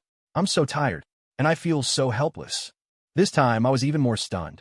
I stared at her, speechless. I'm not asking you to work at Aria to repay you for anything, she continued, her voice still sincere. It's because I've seen your talent and your ability. I studied the Love Isn't a Luxury campaign you did for Polaris before you left. It was brilliant. And the 5th season concept for the bar, it's so creative and fresh. Aria needs someone like you. And I believe Aria would be the best stage for you to showcase your talents. Her tone was earnest, but she felt like a stranger to me in that moment, radiating the aura of a CEO. I couldn't connect this woman with the one who was always bickering with me, but she was also helpless. That's why she was asking me to come to Aria. I knew that in her heart, she saw me as someone she could trust. But if I accepted that trust, it meant accepting a new responsibility. And a responsibility born of trust is the heaviest kind. So I couldn't give her an answer, at least not now. I was already carrying the heavy weight of Chloe's trust. I wouldn't make myself out to be some kind of savior. I couldn't bear that much responsibility. Finally, I said to Micah, who was still waiting for my reply, right now I just want to focus on the bar. And that's going to be a long process. So what you're talking about is too far off for me to make a decision right now. At my gentle refusal, Micah just nodded. She didn't say anything more, as calm as ever. But what was she feeling? Disappointed, surely. Helpless, probably. But she was much stronger and smarter than most women. So whether I was there or not wouldn't determine if she could take full control of Aria. Her extending her reliance on me, from her personal life to her business life, was just a force of habit, nothing more. I think because she understood that she didn't press the issue after I refused. A cold wind blew, kicking up the snow on the ground, amplifying our silence. After a long pause, I finally said, let's go back inside. It's the weekend. We should have some fun. Micah nodded and walked back into the bar with me. The moment I stepped inside, it was as if I had already forgotten everything she had just said. I preferred our petty arguments to that kind of heavy seriousness. Besides, even if I did get the bar running successfully, I wouldn't go to Aria. I couldn't betray Mr. Clark's trust and all the years he'd invested in me. To this day, I still couldn't forgive myself for single-handedly ruining his hard-won promotion, even if the whole scheme was shady. Mr. Clark hadn't orchestrated it. He was just someone who stood to benefit. The guilt still haunted me. The next day, I was up early. After a quick breakfast, I took my renovation plan and made the rounds of various contracting firms, comparing and vetting them. By the afternoon, I had visited 8 of the larger firms in the city. After I explained the tight deadline, they all promised to get me a quote within 2 days. After that, I would have to do another round of screening. It would probably be 5 days before we could actually start construction. My initial estimate of 3 days was clearly too optimistic. It just showed my lack of experience. Whether you're starting a business or running one, you can't be blindly optimistic. There are too many unexpected things that can happen. I finished my meetings just after 5 in the afternoon. I remembered what Micah had said last night about wanting me to cook for her, and how I had refused. There was still time, so I decided to make her dinner to make up for it. I called her. It rang for a while before she picked up. Her voice rushed. Hello, what is it? When Micah used that tone with me, it meant she was busy with work. But wasn't it the weekend? Are you at the office? I asked, confused. Yeah. Do you need something? She said, not explaining why she was there. I figured she wouldn't have time to come home for dinner. No, nothing. Just calling to mess with you. Boring. I didn't know you worked on weekends. Before I could finish, she hung up, as disgusted as ever with my childish behavior. I put my phone back in my pocket. Suddenly, an idea struck me. She might not have time to come home, but I could make dinner and bring it to her office. Even if I kept refusing her in our professional lives, I was willing to take the best care of her in our personal lives. And I was sure that a dinner I put my heart into would be a lot better than takeout. Decision made, I went to the supermarket, bought some vegetables and fruit, and went home to start cooking. I was busy for over an hour. By the time I was done, it was already dark. I was worried Micah would have already eaten, so I quickly packed the food into a thermal container and rushed over to Aria Grande. When I got there, I found a restaurant on the ground floor and called her again. This time, she answered quickly, but her tone was even more impatient than before. Leo, I'm working. I don't have time for your games. I ignored her impatience and asked with a smile, have you eaten yet? No, I knew it. I made you dinner. What? But I don't have time to come back now. It's okay. I brought it to you. I'm in the restaurant downstairs at Aria right now. You have time to come down and eat, right? Micah thought for a moment. It's not right to take up a table at a restaurant if we're not ordering anything. You can bring it up to my office. Is that okay? I asked, surprised. But in my heart, I hoped she would say yes. I really wanted to see where she worked. It's fine. It's the weekend, not regular business hours. When you get to the office area, I'll have my assistant come get you. I said okay, and hung up. I grabbed the thermal container, left the restaurant, and jogged into the Aria Grand Shopping Center, joining the crowd heading for the elevators. When I reached the office area, a woman was waiting for me at the visitor check-in desk. Before I could even confirm if she was Micah's assistant, she said, "You must be Mr. Leo, Ms. Micah's friend." "That's me. You've got a good eye, recognizing me right away. Is it because I'm so distinctive? You know, suave, charming." I joked with her. The assistant smiled. "I recognized you because I've seen you before. I was doing a walkthrough with Ms. Micah once, and I saw you go into a women's lingerie store. It left a strong impression. Could you not emphasize the women's part? You make it sound like I have some kind of fetish. I was running for my life that day. I only went in there as a last resort." The assistant smiled again. "You're very funny. No wonder Ms. Micah is friends with you." "You mean if I wasn't funny, she wouldn't be friends with me? You should try to appreciate my deeper qualities, not just focus on the superficial stuff." The assistant nodded repeatedly, then led me toward Micah's office. Along the way, she used a key card, one only a general manager would have, to open several doors before we finally reached the GM's office. It made me realize how strict the management at Aria was. Even for internal staff who weren't senior executives, it would be difficult to get a meeting with Micah. The assistant knocked on the door. "Ms. Micah, Mr. Leo is here." Micah's voice came from inside. "Come in." The assistant opened the door for me and gestured for me to go in. Her professionalism was impeccable. I was tempted to chat with her more, maybe ask if she had a boyfriend, what her salary was, but she had already left. I walked into Micah's office carrying the container and was immediately struck by how big it was. A single office was easily over 1,000 square feet. I had never seen an office so spacious and grand. It solidified my impression of Aria's power. The top department store in Portland really had the presence to match. Micah was at her computer, working. I placed the container on the coffee table. "Do you have time to eat now?" "Yeah, I'm almost done," she replied. While I waited, I opened the container and set out the bowl and chopsticks for her. Micah finally came over, looked at the food, and said, "This looks amazing." "Of course it does. It took me over an hour. Go on, eat." Micah sat down next to me. I handed her the chopsticks. She looked at me, puzzled. "Aren't you eating? I only brought one set of chopsticks." "You eat first. I'll eat when I get back." After I said that, I walked over to her desk, wanting to experience what it felt like to be a CEO. Sitting in the large, comfortable office chair, I looked around with a serious expression. It really did feel like you could command the world from here. "You executives have it good," I said with a sigh. "Do we?" Micah asked faintly. "Of course. You know the chair I used to have at my old job? If you had a slightly bigger, but it was a tight squeeze. You can't even compare it to the furniture in your office." Micah was in a good mood. She smiled. "Is the office environment at Polaris really that bad?" "It definitely can't compare to Aria." Micah didn't reply, just lowered her head and continued to eat. Out of boredom, I pulled open her desk drawer. What I saw made me stifle a laugh. So this was the other side of the seemingly aloof Micah. Micah's desk drawer was covered in all sorts of cartoon stickers. I held back my laughter, afraid of making too much noise and letting her discover my snooping. I pretended to look around the office, admiring the decor, while my hand carefully pulled the drawer out further. In the back, my eyes caught a glimpse of a Polaroid camera next to a small stack of photos. A thrill went through me. I immediately knocked a stack of files off the desk. Then, while pretending to pick them up, I grabbed the photos and crouched down to examine them. The photos were all selfies of Micah in various poses, pouting, making a peace sign. I desperately tried not to laugh. This was gold. I quickly slipped a few of the most memorable ones into my pocket, then finally put on a show of picking up the files and sat back down in her chair, looking prim and proper. I knew this was just a way for her to de-stress, but the contrast with her usual self was huge. And it was that contrast that made the photos worth keeping. Micah, completely oblivious, was focused on her food. After a while, she finally said, "I'm done."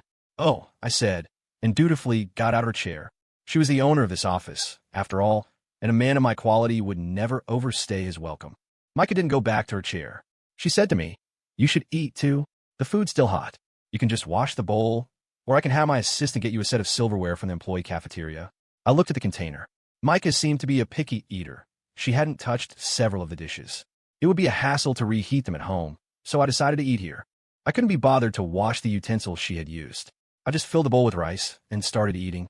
My lack of ceremony made her stare at me for a long time. As I ate, I opened the other container. I made you a fruit plate, I said. Eating a little fruit after a meal helps with digestion. Micah took the container, her voice soft. Thank you for being so thoughtful. You're letting me live in your house. This little thing is nothing, I said dismissively. I thought to myself, if she knew I just stole her photos, would she still think I was thoughtful? Definitely not. She'd probably call me shameless. Of course, I would never give her the chance to find out, because I am, in fact, quite shameless. I finished my dinner in half the time it took Micah. I packed everything up, ready to say goodbye. I still had to go to the bar. It hadn't closed for renovations yet. I'm leaving, I said to Micah, who was back at her desk working. Wait, what is it? I asked, my heart skipping a beat. I thought she'd found out about the photos. I'll walk with you. I breathed a sigh of relief. Are you done with your work? Nothing urgent left. I'll just tidy up and we can go. As she spoke, she opened her drawer to put away some files. The movement sent another jolt of anxiety through me. Luckily, she didn't seem to notice that the drawer had been disturbed. She arranged the files and grabbed her handbag from the shelf. I breathed another sigh of relief, but I couldn't help but feel a little emotional. You really shouldn't do things you feel guilty about. This feeling of being on edge was awful. Micah and I walked out of the office side by side. Are you going to the bar later? I asked. Yeah, I need to relax. To my surprise, she didn't refuse. I nodded. Then she said, we just finished eating. Let's walk there. We can look at the snow. That's pretty far. It's like 10 blocks away. I immediately protested. If we get tired, we could just grab a cab, she insisted. That's more like it. But let's get one thing straight. You're paying for the cab. Micah shot me a look. Should I pay you for dinner, too? I thought for a moment. That won't be necessary. It was my honor to cook for you. I don't understand your logic, she sighed, and quickened her pace toward the exit, as if she was sick of the office air. We finally left the massive Aria Grand building. Micah closed her eyes and took a deep breath. It was such a simple action, but with her posture, her beauty, it made the entire snowy landscape seem breathtakingly beautiful. I want to take out my phone and capture the moment, but she had already returned to her normal state, her voice cold. What are you doing? Don't you think this snow is beautiful? I want to take a picture. You can take a picture, but don't point the camera at me. Her resistance was a stark reminder. She was this sensitive about just one photo. If she found out I had stolen her pictures, she might trick me into driving out to some remote suburb near the I-5 again. I'd had enough of that kind of trouble. As I got to know her better, I realized she had a kind of subtle wickedness, much more sophisticated than my blatant mischief. In short, I didn't want to be her opponent. I gave a weak smile, put my phone back in my pocket, and put the container in my car. Then, Micah and I started walking, our feet crunching on the snow. Along the way, Micah took out her point-and-shoot camera and snapped pictures. When she found a particularly interesting scene, she would share it with me. I finally understood why she wanted to walk to the bar. She was good at finding joy in the journey and savoring it. Combined with her habit of putting cartoon stickers in a drawer no one could see, I truly understood how lonely she was and how she lived her life wearing a mask much heavier than anyone else's. I sighed softly, feeling a pang of pity for her, but I had no idea what I could do. Micah finally put her camera away. She rolled a small snowball on the ground and started kicking it in front of her as she walked. But her hands were already bright red from the cold. She held them to her mouth, breathing on them for warmth. Are your hands cold? I asked. Yeah, she mumbled, blowing on them again. I told myself, it's just her cold hands. That's all this is. I finally worked up the courage and took her hand in mine. The moment our hands touched, a jolt of warmth shot through my body. Micah froze, and a blush crept up her face. I stammered, just warming up your hand. My haunt is pretty warm. Micah kept her head down, silent. My heart pounded even harder. I felt like a teenager who had never been in a relationship before. After a long moment, I forced myself to start walking again, still holding her hand. We both kept our heads down, too embarrassed to look at each other. Maybe it was because we were nervous, but Micah and I couldn't seem to walk in sync. On that cold winter night, both of our hands started to sweat. I hadn't expected this reaction. What is wrong with me? What was wrong with Micah? We were just holding hands. A tree suddenly loomed in front of us. To avoid it, I leaned toward Micah, but she, also trying to avoid it, leaned toward me. We clumsily bumped into each other and instinctively let go of our hands. We finally looked at each other, the awkwardness thick between us. But this time, Micah put her hand in her pocket. The gesture made me feel a little dejected, like I had overstepped. After a moment, I said, I didn't mean anything by holding your hand. I sling my arm around Jenna and Cece all the time. Micah looked away. After a brief hesitation, she said, I know. You don't have to explain. I finally nodded, then raised my hand to hail a cab. We had walked far enough. Continuing would only make things more uncomfortable. That night, Micah didn't stay at the bar for long. She sat for about half an hour and then left. This only made me feel more certain that I had offended her. I cursed myself for not having more self-control. I didn't want this one incident to cast a shadow over our relationship. Sometimes it's best not to test things, not to push them. At least then, we could go back to how we were, bickering and caring for each other. Back at the apartment, I quickly washed up and lay down in bed. I lit a cigarette and took out the photos I had stolen from Micah's office. I looked at them closely, and her pouty, cute, trying to be adorable faces made me laugh. But as I laughed, a strange sadness welled up inside me. I couldn't figure out where it was coming from. Maybe it was pity for her, or maybe it was because I couldn't get close to her. I was slowly beginning to understand. Maybe, without even realizing it, I was falling in love with her. But for me, that was a terrifying thought, because subconsciously, I had never believed we could be together. And if we couldn't be together, then this sudden love was so pale, so lonely. A love that would get no response. Just a view from afar. I stubbed out my cigarette, tucked Micah's photos into the pages of a book, and turned off the light, plunging the room into darkness and my soul into loneliness. Another week passed. In that week, I chose a contracting company, and the Fifth Season Music Bar officially began its second renovation. I finally had my most relaxed period since returning to Portland. The only thing I had to do was go to the bar every afternoon to supervise the construction. In that week, I didn't contact Micah, and she didn't contact me. It was as if we had become strangers again. For the first 3 days, I couldn't get used to it. I wanted to call her several times, but I managed to restrain myself. Eventually, the urge to contact her disappeared completely. This came from a place of no longer being a man who pursued love with hope and expectation. I could abandon all fantasies of love and live in my own self-contained world. It was a sunny afternoon. I was at home, not going anywhere, just sitting on the sofa playing with an old RC car to pass the time. But my mind was still on the marketing for the bar's reopening. I still hadn't come up with a good plan. With a limited budget, it was hard to get the word out to our target audience. Frustrated, I revved the RC car, threw it into reverse, and whipped the steering, making the car drift. As I was about to attempt another drift, the door opened. It was Micah. She stood there, staring at my drifting car. Finally, with a look of utter confusion, she asked, "You still play with toy cars? This is an RC car, not a toy car, okay?" She looked at it again. "I don't see the difference." I put down the remote, not wanting to argue. "What are you doing here?" "I came to get some clothes." "Oh," I said mechanically. Micah looked at me, as if she wanted to say something, but in the end, she just said, "Well, you keep playing. I'll be gone once I get my clothes." I didn't answer. I picked up the remote and started playing again. Micah went into her room and came out about 5 minutes later with a tote bag. She stood in front of me, silent for a moment, then said, "I'm leaving." I didn't say anything, but I steered the RC car to ram into her. Micah dodged it a few times, then finally, fed up, she kicked it over. "What are you doing?" she demanded, frowning. I didn't want her to leave, but I didn't know how to ask her to stay. I got off the sofa, righted the car, and steered it toward her again. This time, Micah didn't hesitate. She kicked it over again, furious. "Leo, are you having an episode?" "Yeah, I am. A psychotic one." "Then you should go to a mental hospital. I've given up on treatment." Micah looked at me, speechless. "Why don't you have an episode, too?" I suggested. "We could be a couple of psychos together."